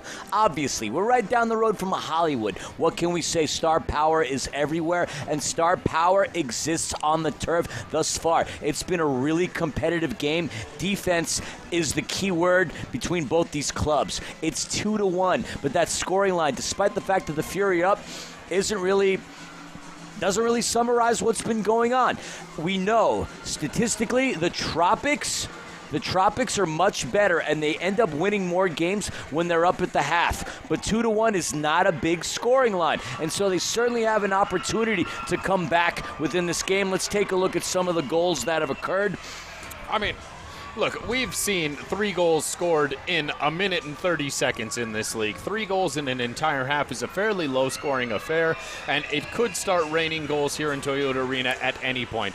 As we sit here at halftime, the Fury are currently up 10-7 on shots. They have outshot Tacoma in both quarters, up 7-5 in the first and up 3-2 in that more defensive-oriented second quarter, Philly. And both keepers are having their work cut out for them. We got 4 saves by Clayson DeLima. We got 5 saves by Rainer House. Again, this is a very, very close matchup. 2-1, the scoring line means nothing. The question is, who's going to come out within the next 30 minutes and show who's boss? As history depicts, the Florida Tropics don't do the best job coming out of the locker room down. The Ontario Fury need these 3 points. Again, Chihuahua has jumped over them in the standings. Fury are behind Chihuahua in the West. They're behind Chihuahua within the playoffs. It is important for the Fury to secure 3 points tonight because, again, they're going to go down to Corner Sports Arena this weekend. Hostile territory. Not an easy place to win a game. They need the 3 points tonight. Yeah, and we already saw 9 fouls for the Fury in that first half. 5 for Tacoma. For the Florida Tropics. Oh, my goodness. And I look, 4 trips to the sin bin, 2 yellows, 2 blues. We want to see a much cleaner second half. We saw it get very physical throughout the course of that first half. Both of these teams are probably going into the locker room remembering a few of those fouls. Hopefully we can see a clean finish to the rest of this game. Let us not forget, Frank, 1 card away from seeing a suspension. With 3 upcoming games versus the Western Conference, we need the King sitting on his throne, not sitting on the sidelines. Need him to run himself a clean game. Thiago Gonçalves as well, just 2 cards away from seeing a suspension himself. He's got to see out the rest of the season with some clean soccer, Philly. We've seen some really nice goals by Johnny Topete, by Taylor Walter Bond, and of course by George De Leon. It's 2-1. These are high-scoring teams. We're going to look within the next 30 minutes to see more goals. Victor Pereira's has been relatively quiet today. Frank Tayu has got his foot on the ball on multiple occasions, but the pressure that Florida has been giving him has been a bit much. We're going to look to see the King do what the King needs to do. Again, it is anybody's ball game. Despite the fact that the Tropics have clinched the East, we know that they're going to want to go into the postseason with the number 1 seed, and they're pretty close. Only 5 points behind the San Diego Sockers. This is an important game for the Tropics, but in my opinion, an even more important game for the Ontario Fury. Yeah, and I'm sure everyone in San Diego Soccer Land is probably tuning into this match. These are all important games as we get down to these final 6-7 games of the season. And if you think Pereiras and Taiyu are going to stay off the score sheet through the rest of this game, I am not taking that bet. Don't bet against that. You're right. Well, hopefully the luck of the Iders stays with us throughout the rest of this one. And folks, we will be right back on MASL TV for the start of the second half in just a few short moments. Catch you then.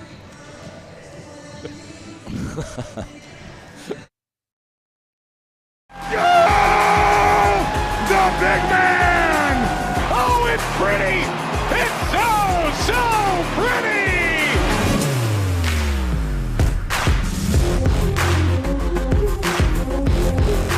The force was strong with the Tropics on Star Wars night. Ian Bennett pulls closer to 400 regular season points, and 2 of the league's biggest rivals squared off for the first time in 2 years. It's all coming up now. Well, this is MASL Primetime. What's up, everyone? I'm Alex Bastiavansky. It is so great to have you on board for this week's program, and we've got a ton to cover on the show today.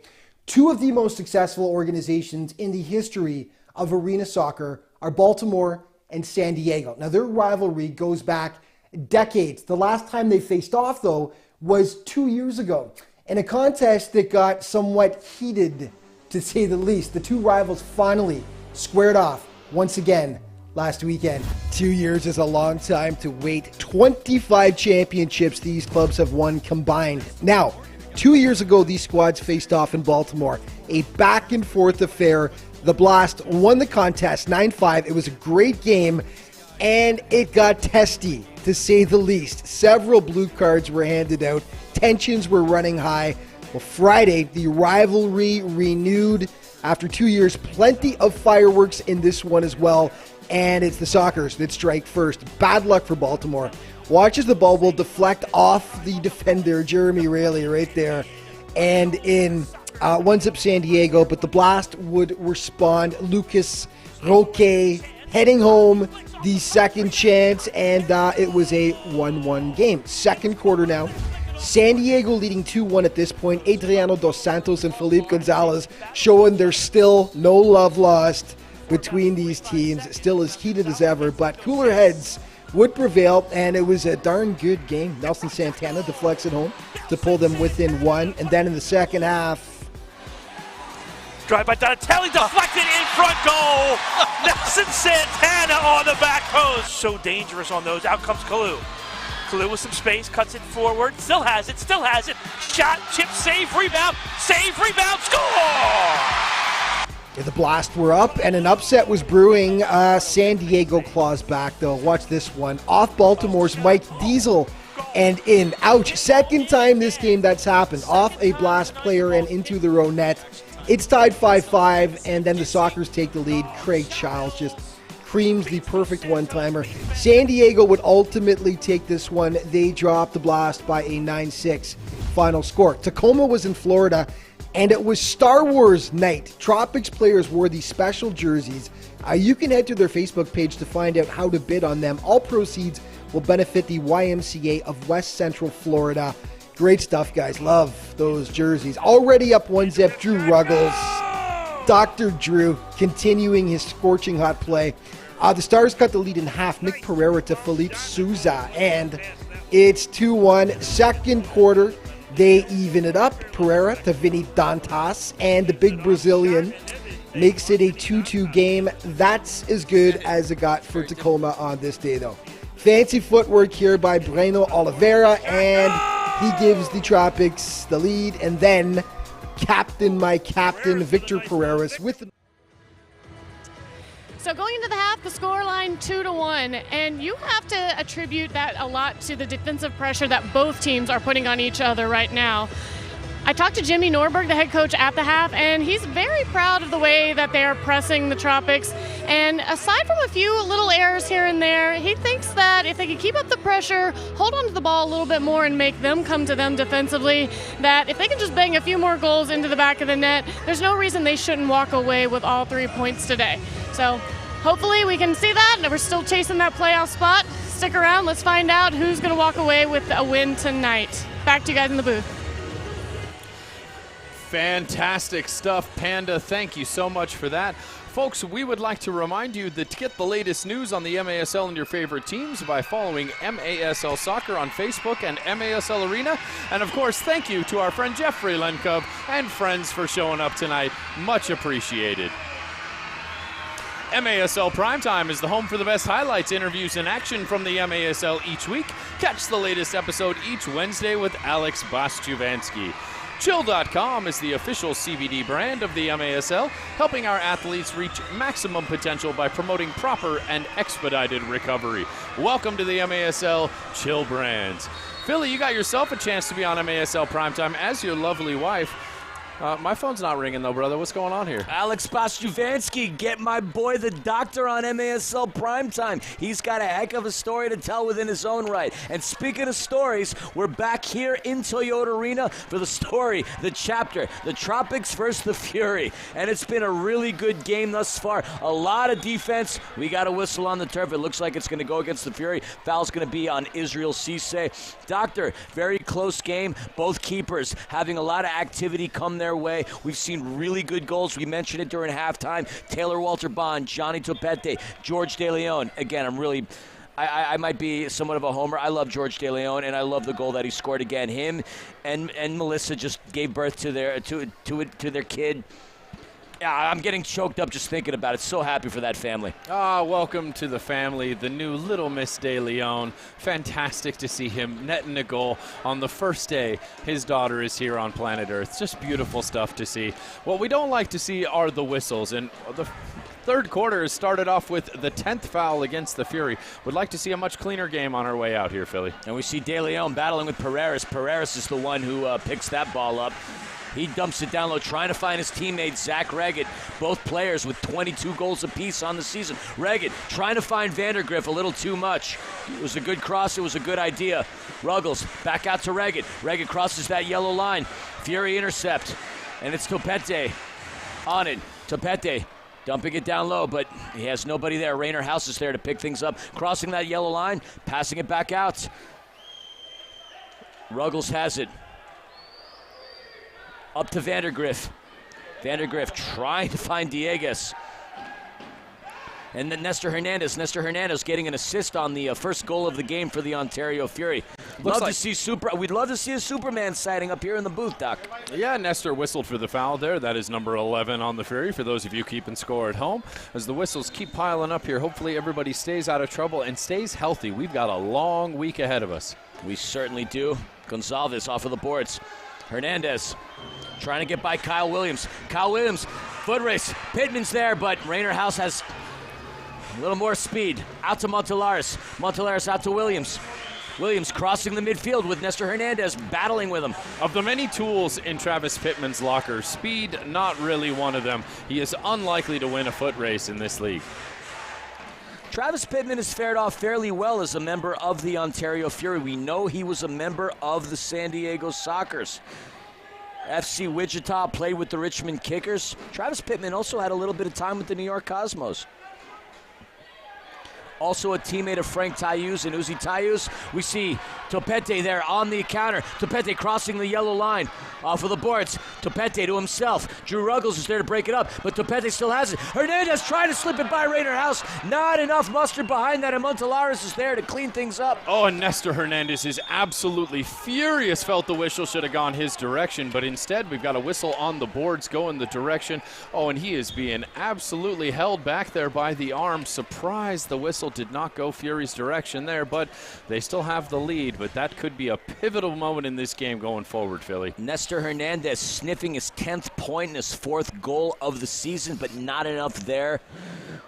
Again, we'd love to see more Superman sightings by Nestor. That ball comes off of the boards. Ruggles finding his teammate Reggett. Reggett with Uzi Tayu, and that's going to go against Uzi. Tropics ball, 11 minutes and 53 seconds left to go within the third quarter. And the whistles are piling up once again. You know, it's funny, that little boa that you put around my neck pregame, like all those little pieces of which are flying all over my face. It's a good thing I don't have any allergies. You can see exactly where I've walked. Ever since I stepped into this building with that thing around my neck, I see that boa everywhere, Doctor. There's one about 5 yards outside the yellow line, just outside of Tacoma's offensive territory, down on the Really? pitch there as well, too. That's Philly, funny. It looks like you shot a parrot up here in the booth, though. That's hilarious. I didn't even realize that. I can't even see it. Rainer Hell's passing it out to Ruggles. Ruggles passing it, crossing the midfield, trying to find Reggett, but Berto is there. Off of the boards, Reggett has it. He's got space. Saved by DeLima. Oh, Tropics still maintaining possession. Oliveria had his pocket picked by Pacheco. Bounced off of Reggett. What a fantastic. Oh, and there's a shot saved by DeLima. Another great save by the young keeper. Tries to clear it. Reyes passing it up. Ruggles has the ball. 11 minutes and 5 seconds to go. Ruggles with Stinson directly in front of him, passing it out to Reggett. And that's going to be a whistle on the turf. It's going to be a foul on Ruggles. It looks like Justin Stinson might have got the worst of that call despite the whistle. Let's see these back-to-back saves by DeLima. Dive into his right. Fantastic stuff there. Wow. DeLima takes the second shot. That one much easier, right towards the face. Although after having just had his bell rung in that last half, you have to imagine he's apprehensive towards any ball heading flying towards the dome piece right now. Both saves were on shots off of 20-goal scorers. Carvalho and Reggett, both with over 20 thus far this season. Reggett with a shot, and he's got himself a goal. What a shot by Zach Reggett. His 23rd of the season. Florida has tied the game with under 11 minutes to go within the third quarter.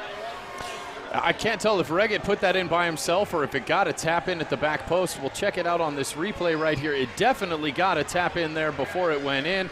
So Reggett will get the assist. Beautiful stuff on the back post there.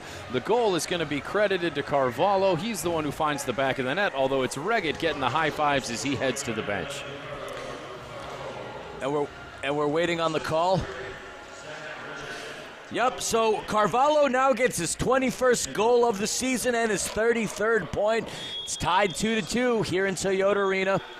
He definitely stole that one from Reggett because it looked like it was heading into the back of the net regardless of what Carvalho did to it. But stealing a point from his homie, I don't think they care. It's a tie ball game, 10:50 left to go in the third, all knotted up at 2 here at Toyota Arena. We expected this much, and it's been an entertaining game thus far. Wednesday night action in the MASL, Doctor. Tayu trying to squeeze it by, blocked by the Tropics. Taylor Walter Bond on the counter. Obasi playing really good defense. That ball deflects off. Izzy Cisse has it. Kicks it out. Victor Pereira. Again, we haven't called his name much on the offensive end. Passing it back out to Vandergrift. Vandergrift back up top. Sandoval up to Bond. Walter Bond getting past that yellow line. Great move. Great defense by Gonsalves. Gonsalves steals that ball away, and that's going to be a whistle. Ball's going to come back to the Ontario Fury. 10 minutes and 7 seconds left to go here in the third quarter. 2-2, it's been a game. Both teams getting a chance to put some fresh legs out on the field with that whistle as the Fury advance forward. Stinson on the ball. Good pass from Topete off the boards. Stinson trying to get by Vandergrift. Spent a little too much time on that. Wisely resets. Topete with a shot off of the boards. That was a close call. Topete already with a goal in the game thus far. Sandoval passing it back out to House. House to Pereira. Pereira trying to squeeze it by. Ricardinho. 4-on-2 for the Tropics heading forward as the Fury are late to get back. Thankfully, the Tropics take a moment to settle possession, allowing the Fury to get into their defensive end. Reggett resets, passing it out to Ruggles. Ruggles back to Vandergrift. Vandergrift back out to Ruggles. Former Milwaukee Wave teammates, again, both players with Newman trophies. Pittman's going to be taking a trip to Smurf Village here as that was a clear boarding call on him. He was late to the challenge and hard into the boards. Florida going to have a chance to have 2 minutes to take the lead as they go on the power play. Travie P heading to the bin of sin. Florida thus far this season with a 45% power play conversion. The Fury on the penalty kill, 68%. They've been upping themselves there. We talked about how that was an Achilles heel all season long, but the Fury have done their best to increase their odds of breaking down a penalty kill. But either way, they find themselves in a disadvantage. Facing one of the biggest penalty kills they will see all season. Of course, the last power play opportunity for an opponent saw the Fury find the back of the net in a shorthanded goal for Berto, something they would love to see right here, but certainly a clean 2 minutes would be the best option for the Fury right now. Montellares passing it back up top. Pereira trying to get by Cisse. There's a shot high above the netting. It is going to be a goalkeeper distribution for the Ontario Fury. Now the Fury have killed off the first quarter of this penalty. An opportunity here to try and maintain some possession. Can Clayson find a teammate in this distribution? And are they going to be able to kill some clock? Minute and 33 left to go within this power play, and that's going to be a whistle. Yeah, Ruggles got his arms wrapped around Frank there. That was easy enough to see from this angle. It's going to be another restart for the Fury and a chance to eat a few more seconds off of this power play. Minute 31 left to go within that power play. 8 minutes and 53 seconds left to go within the third quarter. Fury on the restart. Berto passing it out to Cisse. Cisse with Pereira on him. Cisse resetting out to Uzi. Uzi back out to DeLima. DeLima trying to find Tayu. Tayu heads it. We got a header. The King scores. The King scores. What an immaculate header. Past Drew Ruggles. Past Rainer House. The Fury go up 3-2. Doctor. Got to give you that Robert Palmer song. Give us the news. Oh my goodness, Frank Tayu able to muscle himself the right side of Drew Ruggles, get the head on the ball. Ruggles is calling for a foul. Rainer House is calling for a foul. Nothing awarded by the referee. That ball finds itself into the back of the net. Frank Tayu, what a beautiful header, takes it to the house. The Fury get that shorthanded goal on back-to-back power plays for them and find themselves taking the lead 3-2 here in the third. That was a hell of a header, Doctor, and that was Frank's 28th goal and his 42nd point of the season. The Fury need Frank to step it up. He doesn't get much space, but when he does, he capitalizes on it, and as a result of that, the Fury go up 3-2 in the third quarter. They've still got to see out the rest of this power play. They've still got a minute and 15 seconds left to kill, but a huge moment here in Toyota Arena. Short-handed goals coming in by, well, I can't say by the dozens because that would be a lie. Pereira's battling with Uzi. Intercepted by Cisse. Cisse off the boards. Hernandez doing his best job to catch up to Rainer House, but Rainer House crossing the midfield, passing it up to Carvalho. Montellares. There's a shot saved by DeLima. Pereira's trying to find Ruggles, but that ball goes wide. Regan passing it out to Montellares. He's got Pereira's on the left of him. Passing it back up top. 37 seconds left to go. Uzi passing it out. Too much mustard on it. Rainer House is there, chipping it above Palmer. Montellares crossing the midfield to Pereira's. Clever work by Rainer House just to float the ball over the top of Berto. Regan trying to get by Uzi. Pereira's with some looks. That gets blocked by Cisse. Uzi heads it out. 13 seconds left to go within this power play. There's a shot. Regan scores a goal. He ties the game. Zach Regan making his name known within this game. We're tied 3-3 with 7 minutes 31 to go. You have to go back to that clearance by Uzi. He had an opportunity to clear the ball out, turns it over, and instead Zach Regan. What a laser right across the deck. Druggles. Oh, Drew Ruggles. Fantastic work with the dummy. Dupes Clayton, and that ball finds the back of the net. You got to give Ruggles, he's not going to find an assist or a goal on that one, but credit to him. Everyone thought he was going to take the ball. Instead, we're going to go ahead and head to a media timeout. We're knotted up at 3 with 7:31, and we'll be right back after this timeout presented to you by National Core. Society has an obligation to help others when others are struggling. Families can become distressed because they lose their father. Now a mother's forced to raise their 3 children. How does she get a job? How does she create the means to take care of her kids? For nearly 30 years, National Core and Hope Through Housing have changed the lives of hundreds of thousands of individuals, providing housing, offering hope, transforming communities. National Core and Hope Through Housing, building the future of community.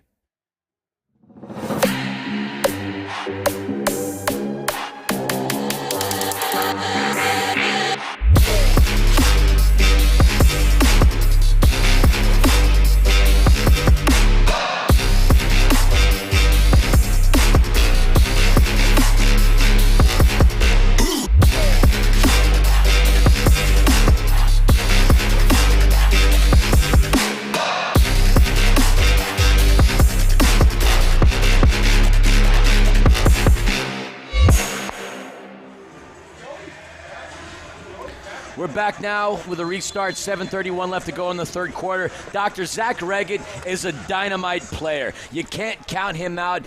A former MASL Rookie of the Year, played with the Ambush, Trinity International University alum. He's got more accolades than, we'd be here for an entire broadcast to talk about how good that kid is, but he is now the leading scorer for the Florida Tropics. I believe that was his 23rd goal. Zach Reggett is so good, it's stupid. Yeah, you really got to give props to Drew Ruggles on that goal, though. I mean, his dummy is what dupes Clayton into letting that ball past him. Clayton's probably going to want that one back, but you never think Drew Ruggles is going to let that ball go through. See Kyle Williams on the ball. Kyle Williams, we got to give a shout out to the fact that him and Berto played together at Park University. Park University, one of those university institutions that we talk about on a consistent basis. And there's another member of Park University that we got to shout out, and that's our buddy, Eric Bergrud. Park University produces a lot of amazing talent within the MASL. Yeah, Berto and Kyle Williams also got some time in for the Comets with our friend EB as well, too. Topete trying to find Stinson. Nice one-touch pass. He's got Taylor Walter Bond on him. Picked up by House. House passing it out to Sandoval. Sandoval out to Reggett. Reggett had the last goal of this game. Tropics reset. Ruggles. Ball crosses that yellow line.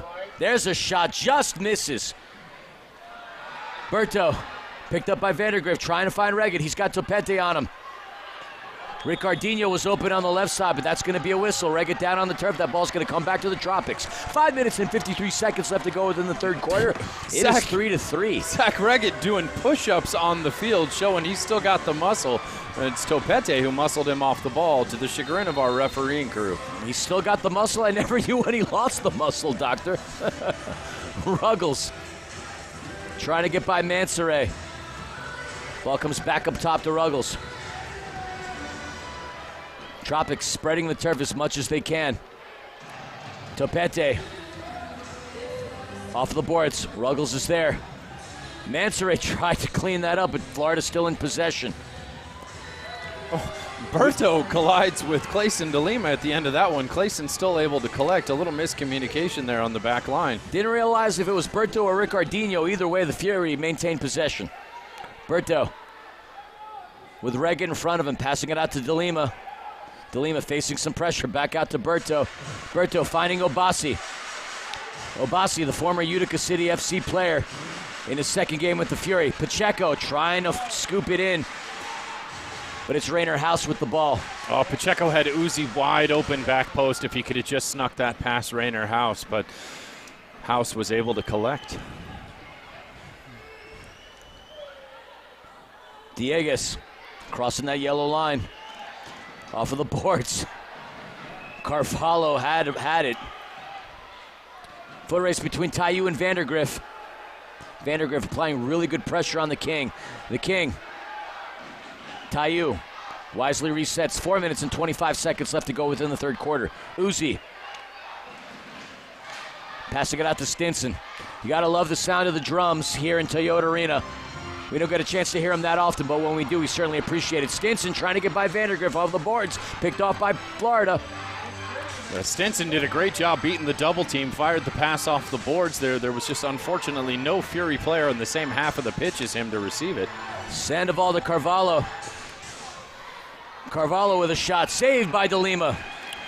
Pretty simple save there for DeLima, right at his feet. Easy one, he loves those. DeLima tried to find Hernandez, but Florida maintains possession. Doctor, what are your thoughts on the game thus far?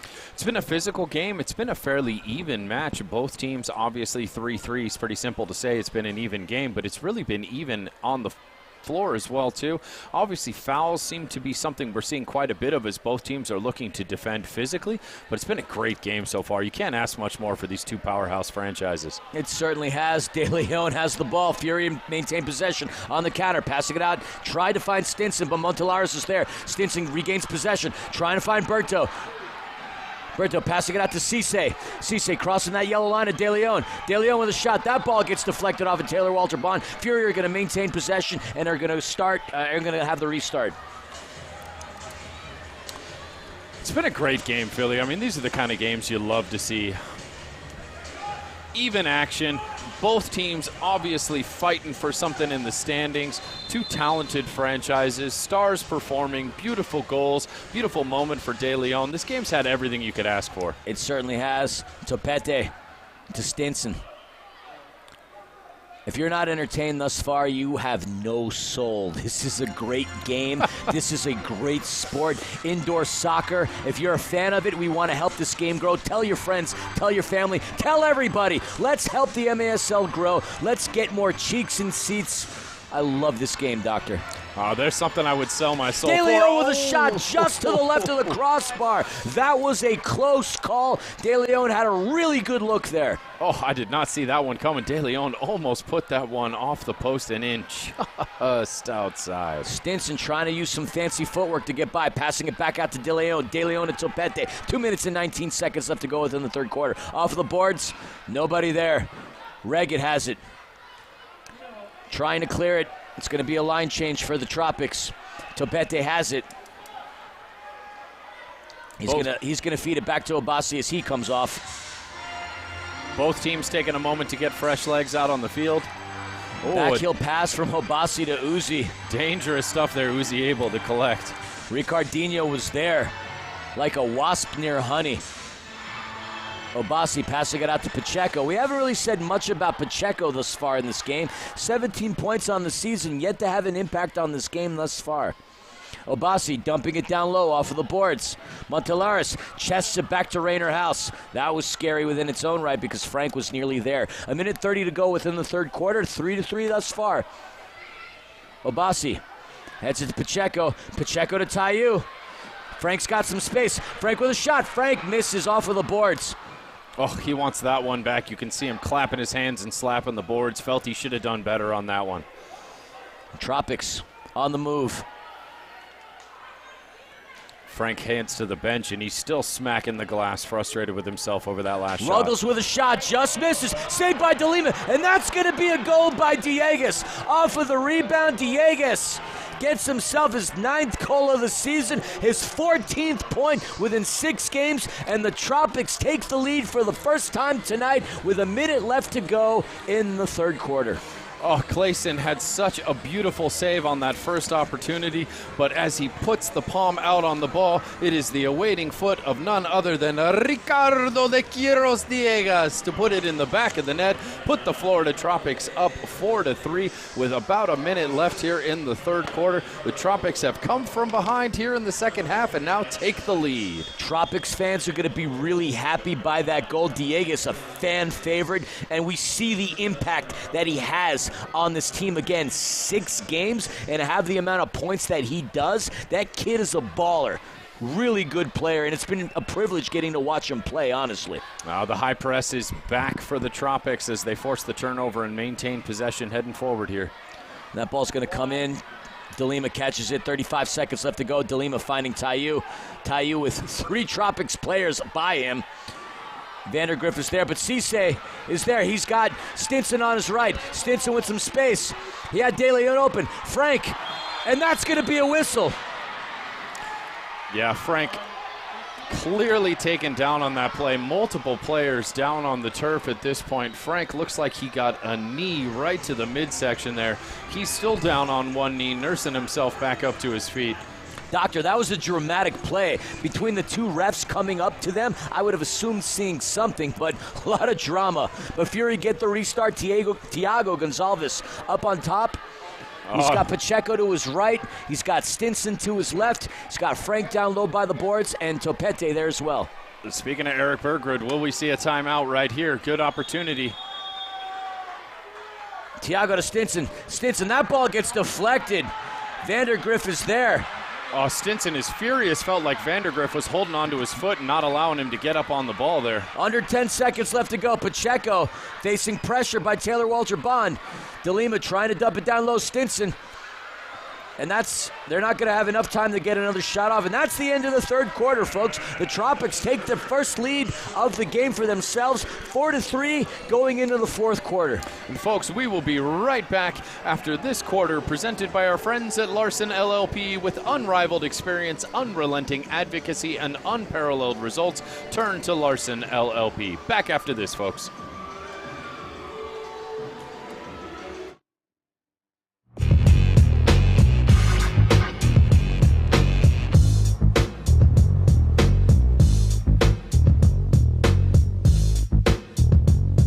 Available interior work surface to work it out up front, plus the capability of available Pro Power on board to work it out in back.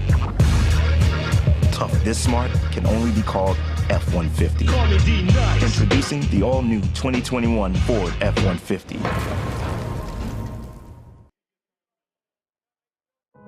Society has an obligation to help others when others are struggling. Families can become distressed because they lose their father. Now a mother's forced to raise her 3 children. How does she get a job? How does she create the means to take care of her kids?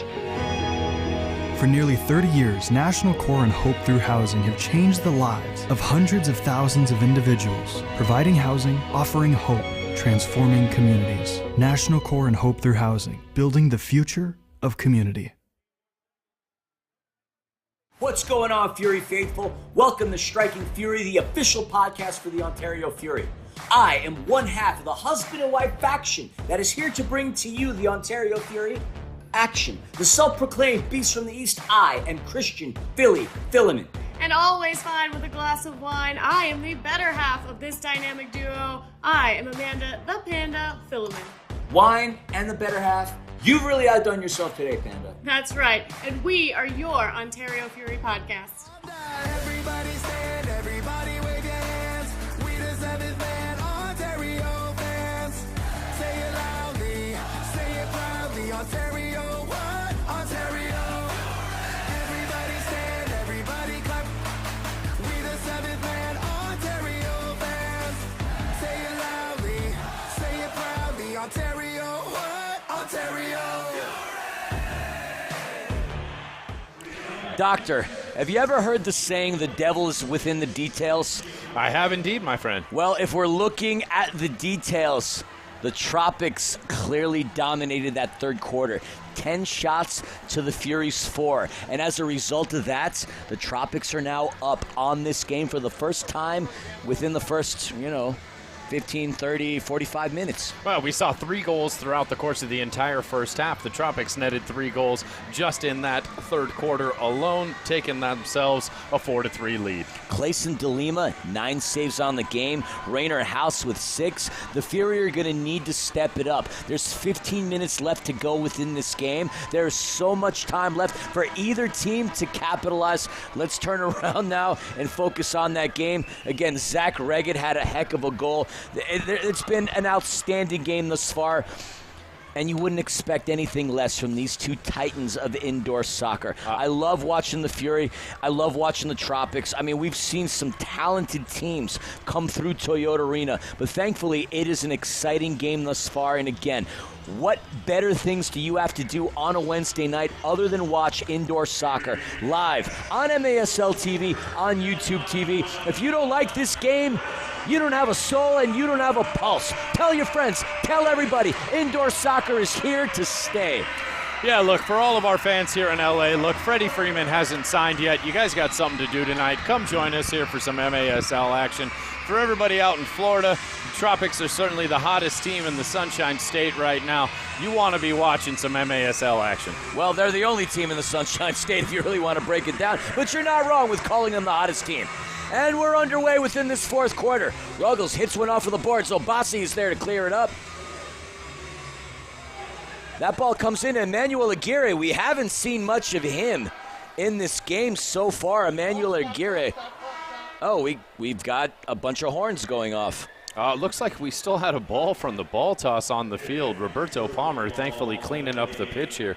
They do have to note, Philly, part of your boa is still gracing the field at this point in time in the game. It has managed to survive through into the fourth quarter. Where is it?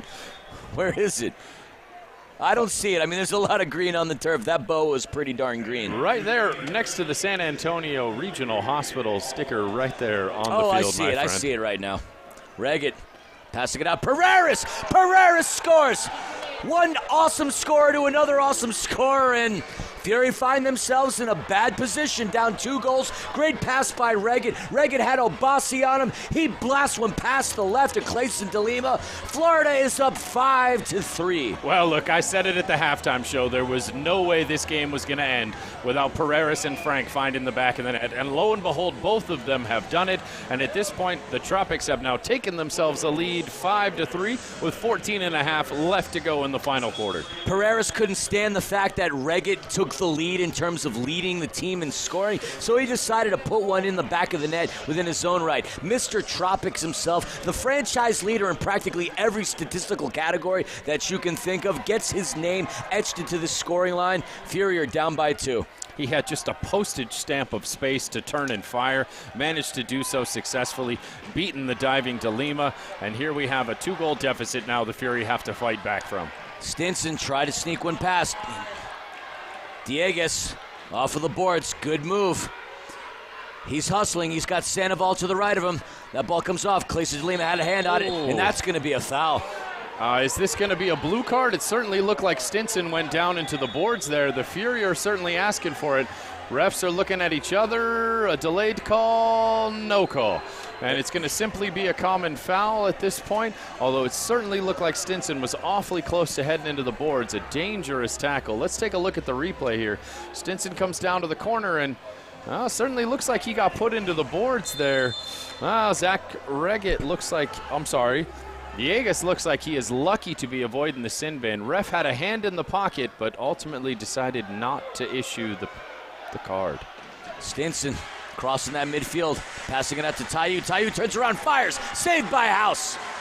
Oh, Frank once again, hands on the back of his head. Can't believe he missed that one. Tropics on the counter, Ruggles passing the midfield. He's got Dieguez wide open. That ball comes off of the Fury. De Leon has it. He's got Mansoure sprinting in. De Leon with a shot. De Leon! De Leon! That is a golazo! George De Leon, his 2nd goal of the game. The Robert Palmer song is going to have to come. Doctor, doctor, give us the news. The Fury are down by 1, and I've got no more Wednesday night blues. Oh, well, apparently one baby bomb wasn't enough. The first goal he finds the back of the net with was stumbled across the line. Not this one. Punched with authority into the back of the net. The Fury have clawed back within 1 goal. Don't go anywhere, folks. This game is far from over. Wham, bam, and that was a slam of a goal. Fury are down by 1, and that's exactly what they needed to climb their way back into this game. Still plenty of time left to go. 13 minutes and 17 seconds left to go. Are we going to have a barn burner? Are we going to have a barn burner in Toyota Arena tonight? Foul there on Cisse. Quick restart here for the Fury as they look to play out the back. Palmer passing it out to Obasi. Obasi crossing that yellow line on the defensive third. Press back on from the Tropics. A lot of teams have succeeded on the Ontario Fury by pressing them this high. Cisse with Vandergriff on him. Vandergriff applying really good pressure. Pacheco's there. He's got Palmer to the right of him. Palmer with Pereira and Reggett there. Passing it back up top. Cisse trying to find some space to Tayu. Tayu, that ball gets picked off by the Tropics. Reggett intercepted by De Leon. De Leon with some space. Passing it out to Tayu. Oh, that was a near opportunity to tie this game up. Pacheco has it off of the ricochet. Looked like Frank was going for the Wallace Scora. Just couldn't find the man on the back end. Pacheco trying to get by Pereira. Pacheco up to De Leon. De Leon up top to Topete. Topete trying to find Frank. Vandergriff pushes him off the ball and collects it. And that's going to come out of play. Fury going to maintain possession, or rather retain possession. It's going to be a corner here for the Fury. De Leon looks lively in this 4th quarter. Looks like that little baby of his might need a new hat. Well played on that. I like that. Don't think I missed what you just said there. Pacheco on the restart. Up top to Thiago. Thiago to Obasi. Yeah, we don't give the little ones knit caps around here. We give them hat tricks. Obasi passing it out to Stinson. Stinson trying to make his move. Back up top to Obasi. Good pressure by the Tropics. Fury trying to find some space, but the Tropics are keeping the ball right around that yellow line, right where they wanted. Up top. Obasi to Stinson. Good defense by Ricardinho. That ball comes back, though. Clayson DeLima has it. Obasi crossing the midfield. We hear the Fury faithful screaming that, here we go, Fury, here we go. Good crowd tonight here at Toyota Arena. Large arena, so they're a little spread out, but big numbers tonight. Certainly for a Wednesday. Tayu trying to find Topete, but Reggett was there. Reggett off of the boards. Try to find Pereiras, and that's going to be a whistle. Foul on Topete. Yeah, well behind the ball. Reggett's still slow to get up. He is still down back to the pitch here, trying to buy himself and his team a little time to catch a breath, perhaps. He is holding the back of his head. He is still in some pain here, Philly. No trainer out onto the pitch yet, though. Drew Ruggles questioning the referee. Reggett's back up. Oh, Reggett's fired up right now, slamming the board. That's gonna be a yellow card for dissent. He did not like that. Reggett playing a really good game right now, but you gotta question why he did that. Yeah, you're making it too easy on the refs right there when obviously punching himself loudly into the glass. You could hear that clear across the arena where we're sitting. Reggett still nursing himself over the boards, is slow to head into the sin bin, but look, you can't punch the boards right in the face of a referee like that. You're going to get called every single time for something like that. Maybe he's trying to fire his team up. Maybe he's just frustrated at the call, but either way, one of the Tropics' best players going to be spending the next 5 minutes in the sin bin. Look, there's no doubt that kid plays with a lot of fire and pizzazz. He's emotional, and maybe he was right in terms of a missed call, but that's not anything that you want to do directly in front of the referees, because now he puts his team at a disadvantage. He's going to be in there for a little while. Let's take a look at that replay just to make sure what happened. It's him and Topete. Well, we lost the replay. Anyway, Ruggles is there on the restart. 11 minutes and 7 seconds left to go within the fourth quarter. That ball comes out of play and back to the Fury. Yeah, just took an odd bounce off the turf there. And that ball gets thrown, and we are going to see a delay of game warning here against the bench as they threw that ball back down towards Clayson DeLima. Tropics are just making some silly fouls here late in the fourth quarter. Not something that you would imagine Clay Roberts is too happy about.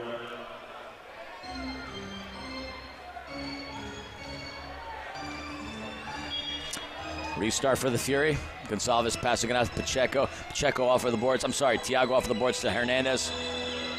P back out to Thiago. Thiago resets it out to Uzi. Uzi facing some pressure. DeLima up top to Pacheco. Good move by Uzi. Pacheco crossing that midfield. Facing that Florida Tropics pressure. Berto finding Uzi. Beautiful ball from Berto to Uzi. Caught him mid-stride as he was going right down the boards. Berto trying to find Nestor. It's Uzi Tayu maintaining possession. Passing it back up, resetting the play to Palmer. 10 minutes and 19 seconds left to go within this fourth quarter. Hernandez with Carvalho on him. Hernandez back up top to Pacheco. Pacheco up top to De Leon. De Leon a real threat for the Ontario Fury within this game thus far. Passing it up to the midfield to Robert Palmer. Palmer with Vandergriff on him, passing it out to Stinson. Reggett has been on the ground inside of the penalty box. He finally just now gets up to his seat. Frank facing pressure by Kyle Williams. He had Lucas Montelares there. Passing it up top to De Leon. De Leon getting by Williams. De Leon with a shot off of the boards. Ricochets back up top to Stinson. Stinson passing it out to Tayu. De Leon, another attempt. That ball's going to go high into the netting, and that's going to be a goalkeeper distribution for the Tropics. You can see what he was trying to do there. Was trying to go off the boards to the advancing Tayu. Just got his foot underneath it and skied it up into the netting. Rainer House trying to find Diegas. Diegas heading it down low. Ricardinho, that ball gets blocked by Mansoret. Mansoret kicking it out up top, but Ruggles is there on the midfield. Great block by London on that one. Ricardinho. Diegues to Ruggles. Ruggles trying to cross the yellow line with Stinson on him. Fury applying a bit of pressure on their own right. JP Reyes, we haven't called his name out much thus far. 3 points thus far in the season for number 23, JP Reyes. And that ball gets intercepted by Mansoret. Mansoret steals that from Ricardinho. Cisse trying to get by Diegues, and there was a shot by Diegues off the boards, and we got a goal by Breno Oliveira. That was a costly turnover for the Ontario Fury, and they find themselves back behind the Tropics 2-1. Let's look at that replay again. Yeah, Clayson DeLima just couldn't get his balance after making the save there against the boards. Falls into the back of his own net, and of course the ball comes right back out. Second time Clayson has made a fantastic save that resulted right in an opportunity for the Tropics. Mid-box, no one marking the second man for the Fury. You've got to say someone missed a defensive assignment there for the second time today, and as a result, the Tropics once again take a 2-goal lead, and we do finally see athletic trainer Nick Oakley heading over to take a look at Reggett, who is still suffering there in the penalty box. Again, I want to shout out that goal by Breno Oliveira. That was his 9th goal of the season, his 13th point, and Tropics really, really needed that. They find themselves in the catbird seat, up 2 goals, 6-4 on the Ontario Fury, with 8 minutes and 43 seconds left to go. 2 goals tonight. The Fury have allowed an offensive player to be unmarked in the middle of the box during a challenge. Gotta think Jimmy Nordberg's going to be frustrated at that. If I'm not wrong, this is Breno's rookie season with the Tropics, certainly making an impact on this roster. That ball comes into Frank Tayu. He's got Vandergriff on him. Tayu, that ball nearly gets picked off by Arico. Stinson crossing that midfield. He's got 2 Tropics on him, passing it out to Uzi. Off of the boards. Frank tried to head it. Too much, ricochets to the left. Battle between Sandoval and Tayu. Fury still have it. Berto trying to find Frank. Stinson has it, crossing that yellow line. Stinson with a shot. He got too much underneath, and that's going to be a goalkeeper distribution. And we got immediate timeout. Folks, our timeout is going to be presented by our friends at National Core, and we will be right back for the latter half of the 4th quarter after these messages. Society has an obligation to help others when others are struggling. Families can become distressed because they lose their father. Now a mother's forced to raise their 3 children. How does she get a job? How does she create the means to take care of her kids? For nearly 30 years, National Core and Hope Through Housing have changed the lives of hundreds of thousands of individuals, providing housing, offering hope, transforming communities. National Core and Hope Through Housing, building the future of community.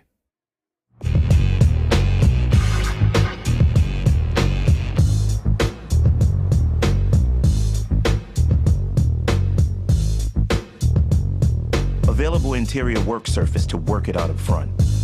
Plus the capability of available Pro Power on board to work it out in back.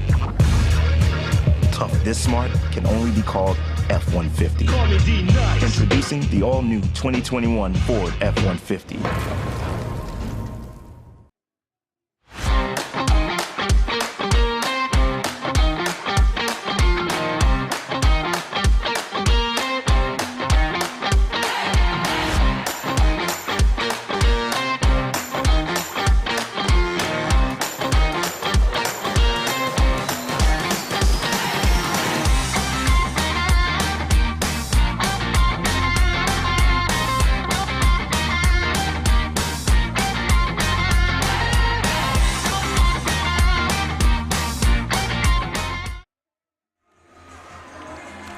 We're back as the ref places that flight ball. We'd like to remind you that flight is the official match ball for the MASL, designed expertly for the indoor game. Flight, the premier partner of choice. Challenge everything.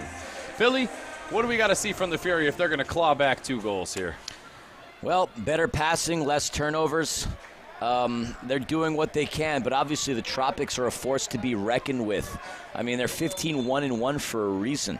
The Fury are 9-6-2 and needing a W. Again, if they can't catch that tonight, it's going to be a tough time for them to catch that in Corner Sports Arena over the weekend. Emmanuel Aguirre, way to stick with it. Turns it over. Oh, and he's still with it. Love to see more out of this kid. Emmanuel Aguirre. Nestor Hernandez on the counter. Try to sneak it past Montelares. That ball comes back out to Thiago Gonçalves. Fury restart. 7 minutes and 30 seconds left to go within this fourth quarter. Frank trying to make his move past Pereira. Pereira pokes it away. Frank passing it back up to Pacheco. Pacheco to Gonçalves. Gonçalves, the team leader in assists, passing it back out to P. P with a shot. Saved by Rainer House. Heck of a save by the keeper. Oh, that ball's going netward. Thiago trying to find Frank, but there are a lot of Tropics players there. Deflected off. Pacheco has it. Under 7 minutes to go within the fourth quarter. Fury desperately looking to score another goal. They find themselves down by 2 in this fourth quarter at home with 6 minutes and 49 seconds left to go. Pacheco out to De Leon. De Leon to Uzi. Back out to Thiago. Obasi crossing that yellow line with Ruggles right in front of him. Ruggles looking like a sniper. Passing it back out to Berto. Berto with a shot. That ball goes wide. Tropics are there. Pereira. He had Carvalho. Carvalho to the right. Back up top. Ruggles with some space. Ruggles to Pereira with Berto on him. Good defense by Robert Palmer. Pacheco has it. Passes it off to the boards to Tayu. Tayu with J.P. Reyes there. J.P. Reyes making a really good defensive stop on the King. And that is Taylor Walter Bond taking the ball away. Good footwork. Ball crosses the midfield. Reyes had it, but Obasi took it away from him. Slick footwork by Obasi, able to steal the ball there. Frank, a golden opportunity the other way. Just no Fury players there to support him. You got to wonder if somebody else had joined him on that, if they had had a better opportunity. Palmer crossing that midfield to Stinson. Stinson with J.P. Reyes on him. Whoa, he broke his ankle there. But passing it back up top to Obasi. Yeah, unfortunately, Stinson had already passed off the ball and missed the opportunity to advance past the fallen man. Obasi clearing some space. Obasi with a shot, saved by House. I know Obasi hasn't had many shots on goal for the Fury since he's come in from Utica City. And Topete out as the sixth attacker. Clayson de Lima to the bench. Under 5 minutes to go. Fury have the man advantage in terms of having the sixth attacker. That goal is empty. Gonçalves passing it out to Pacheco. Pacheco back out to Thiago. Thiago to his teammate Topete. Topete to Frank. Intercepted. Taylor Walter Bond with a clean look. Punches it in. Taylor Walter Bond's going to have himself a goal. He had the distance, and it went all the way. Taylor Walter Bond with another goal in this game. Fury down 7-4.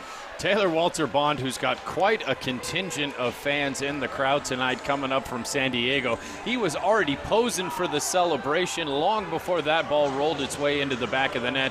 He knew it the second it left his foot. You have to say, with 4 minutes and 35 seconds left to go, that is a huge goal for the Florida Tropics to take a 3-goal lead. A huge goal. It certainly gives them the mental edge. But still a game in which the Ontario Fury can come back. They can't waste any more time. They're still utilizing that sixth attacker. Johnny Topete there wearing the sixth attacker jersey. That net is wide open. The Fury have not been very successful this season when utilizing the sixth attacker, giving up far more goals than they have scored, and have also struggled mightily facing a sixth attacker as well, too. Thiago crossing that yellow line. Passing it out to Topete. Topete with a shot. High into the netting. Well above the crossbar. Goalkeeper distribution for the Tropics. Clayson's going to be back out onto the field. Extra attacker back to the bench for the Fury. This is going to be a really good test to see what the Fury are made out of. Again, they find themselves down by 3 goals with 4 minutes and 5 seconds left to go. This was a must-win game for them because they don't have. That's going to be a whistle on the turf. Looks like the foul's going to be on Stinson. It's going to be a restart for the Tropics. Oddly enough, the Fury have been much better on the road than they have been in Toyota Arena. But going down to Chihuahua this weekend, we know Corner Sports Arena is a tough place to play in because the Chihuahua Savage are a team that is to be reckoned with. They leapfrogged over the Fury this past weekend, and the Fury in danger. And there's a shot. Regan back out of the box. He takes a shot. Clayson DeLima has it, and it's going to be a timeout called by Clayson. 3 minutes and 50 seconds left to go within the fourth quarter. Timeout for the Fury. What a save there by DeLima. Just clearly looking for a chance for the team to catch their breath. Going to head to the bench here and try and get some coaching from Jimmy Nordberg. And we're going to head to commercial, folks. We'll see you in just a minute.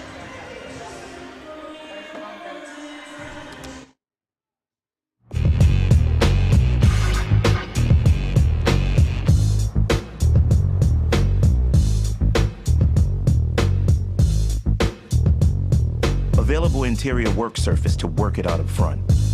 Plus the capability of available Pro Power on board to work it out in back. Tough this smart can only be called F-150. Introducing the all-new 2021 Ford F-150. You can see Jimmy Nordberg going over the notes there, trying to get his team fired up. Folks, we'd like to take a moment to remind you to get the latest news on the MASL and your favorite teams by following MASL Soccer on Facebook and Instagram and MASL Arena on Twitter. Philly, looks like this one is slipping away. We're down to less than 4 minutes left. The Fury trailing by 3 goals. This means they're going to have to pick up some points in the tiny field this weekend. This is certainly a rough start to a rough week as we see the game here versus the Florida Tropics. Just one travel day across 2 time zones tomorrow before back-to-back games versus the Chihuahua Savage. They've got 1 travel day before they've got to face the Tacoma Stars back here at Toyota Arena. It is a rough run for the Fury heading to the end of the season. I mean, if we're looking at the standings right now, Chihuahua's got 2 points above the Fury. If the Fury lose this game, they're not going to be able to maintain. The Sidekicks are 1 point behind the Fury for that 6th playoff spot. The Ambush, 22 points. The Milwaukee Wave, 19 points. Look, the playoff structure is far from over. What we do know, though, is it's going to be a fun battle between the Sockers and the Tropics for that number 1 seed. The Sockers have clinched this division. I mean, they pretty much clinched that sucker like a month ago the way they were playing. We know the Tropics have clinched their division. The Comets are going to be the next team that we're going to wonder whether or not they're going to clinch their division. But again, once you maintain your season and once you find yourself in the playoffs, that's a whole nother season. But either way, the Fury would love to climb up the seeding. Right now they're in 6th place, but they're in danger of dropping points right now because the Tropics are on the verge of their 16th win this season. There's a shot high into the boards. Fury back out with the 6th attacker, almost had themselves a back pass to a second time to the keeper, violating that keeper rule with the 6th attacker out there. They got to be careful about that. Remember, even though he's not wearing the gloves, the 6th attacker still has to follow all those keeper rules as far as the second touch. Topete crossing that midfield, passing it out to Pacheco. Pacheco out to Thiago. Thiago passing it out to De Leon. De Leon facing pressure by Williams on him. Gonçalves trying to cross that yellow line, back out to De Leon. De Leon has a little bit of space. He has a shot. That nearly finds either Frank's head or the boards. That was a close call. Frank passing it out to Pacheco. Pacheco the shot off of the boards. Gonçalves has it. Kicks it back up top to the midfield to Topete. Topete out to Gonçalves. 2 minutes and 20 seconds left to go within this 4th quarter. De Leon back up top to Topete. Topete to Gonçalves. He clears that yellow line. Trying to find some space. De Leon with some. That ball gets deflected off. Yeah, great stop by Ruggles there, stopping that one from heading in. Shot. What a goal. De Leon took a shot. It ended up finding Frank Tayu. Frank Tayu slips it past Rainer House. 2-goal game thus far. The Fury are in desperate need for more, but Frank Tayu cutting into that Tropics lead. Hold your phones, folks. This one's not over yet. Could we see a comeback in the mounting here for the Ontario Fury? Now, whether De Leon looked to take a shot or whether he looked to find Frank, that was a beautifully set up scenario. Frank Tayu punching it into the back of the net. George De Leon getting credit for the assist. It is 7-5 here in Toyota Arena with 2 minutes and 2 seconds left to go within this game. We have seen the Fury 3 times this season put 3 goals in less than 2 minutes. Could we see some more magic from Ontario tonight? No, we're not. That was the golazo of golazos. Oh, my Lord. Dieguez, that was a shot from the heavens. I got to see that again. My jaw just dropped and punched my ankles. Look at this again. Wow, that was the most golazo of golazos that I have seen thus far. This is sensational stuff. Boss Chuvansky, dial this one up. We got your goal of the week right here. Hard pressed to think anyone has beaten that this week. My goodness. Dieguez with, I'm going to tell you at this point, that's a contender for goal of the year in this league. You don't see that many goals that looked as beautiful as that. And what can I say? I'm in awe. From this high up top in Toyota Arena, I am in awe. It was a dagger in the back of the net and a dagger in the hopes of any chance for the Fury to try and fight their way back into this game. Oh, and things are getting a little chippy down there on the ground, but looks like cooler heads have prevailed. This game has certainly seen itself. I mean, look, 1.5 minutes left to go. Fury down 3. I suppose there's a chance, but no reason for things to get out of control here in the waning seconds. No, Dieguez certainly had an answer for that Frank Tayu goal. Fury with their backs against the wall. There's a shot off of the boards. Pacheco had a nice look. Thiago's there, picked off by Vandergriff. De Leon tried to find Frank. That ball gets kicked up top. So Pete crossing that midfield, 6th attacker, no keeper in net for the Fury. Under a minute to go. Thiago out to De Leon, backheel passing it to Tayu. Good defense by the Tropics. Arico clearing that. 43 seconds left to go. So Pete to De Leon. De Leon out up top to Pacheco. Pacheco with a shot. Why not, right? Into the netting. Goalkeeper distribution.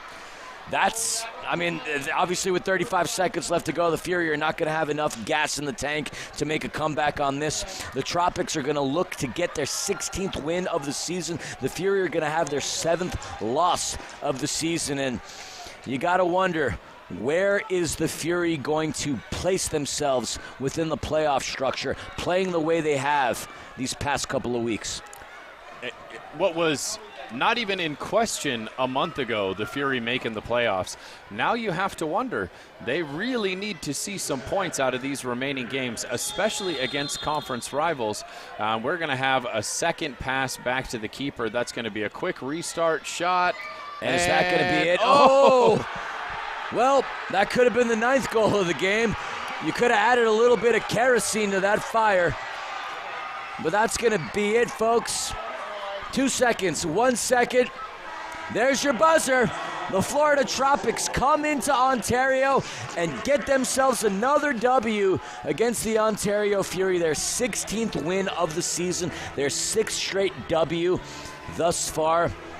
The Tropics are now 2 points away from tying the San Diego Sockers for that number 1 seed, that number 1 spot in the MASL. You have to wonder seeding. if everybody down in San Diego was rooting for the Fury for the first time in a long time to win this one tonight, but instead it's going to be Florida taking it at home. You have to say, great game from Rainier House. It's going to make some issues for Clay Roberts as he decides who his keeper is going to be going forward. Rainier had some fantastic saves on the day. Can't really put any of the Fury goals and on him as far as what took place tonight. As far as the Ontario Fury, a couple of poor defensive man markings inside the box, and they gave up a couple late goals in this game. And despite leading at the half, something we said was the key advantage in taking out Florida, they have won 4 out of 5 games which they lead at the half, and yet despite trailing 2-1 at halftime, come back in this one to take a commanding victory here in Toyota Arena. The Fury have yet to beat the Tropics at home.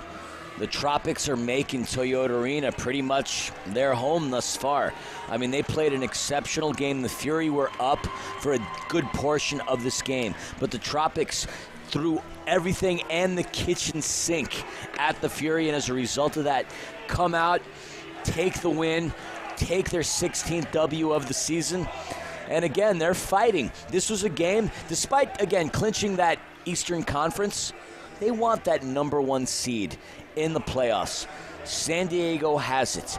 The Tropics making themselves a contender. It's going to be an interesting 6 games left. It'll be a great game when the Tropics end up playing the Sockers within a few short weeks. But for the Fury, this was a tough game to lose, a tough game to digest, and it's not going to be any easier the rest of the season because they're traveling tomorrow and heading down to Chihuahua to face the Savage in Corner Sports Arena, a house of horrors for a lot of MASL teams. Yeah, not only are the Fury going to be traveling down to Chihuahua, but amigo, yo también, we are heading down. Vamos a Mexico, vamos a Chihuahua. Philly and I are going to be traveling with the team down to Corner Sports Arena.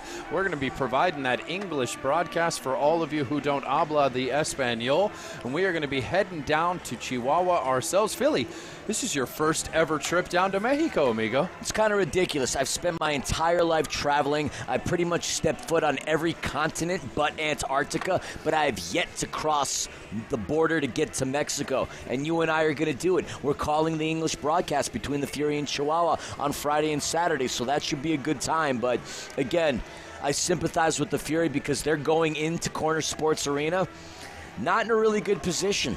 Again, Chihuahua is a fantastic team. They have won far more games at home than they have on the road, and Fury have an uphill battle. Well, looking down at the turf right now, we see our friend Greg Suddy from Suddy on Soccer making his way across the field, and we see your lovely wife Panda standing there, cameraman ready. We are gearing up to head pitch side with Panda before we vamos a Mexico for my 100th and Philly's first trip down south of the border. Looking forward to some tacos y un poco mezcal, amigo, and having a good broadcast from down in Corner Sports.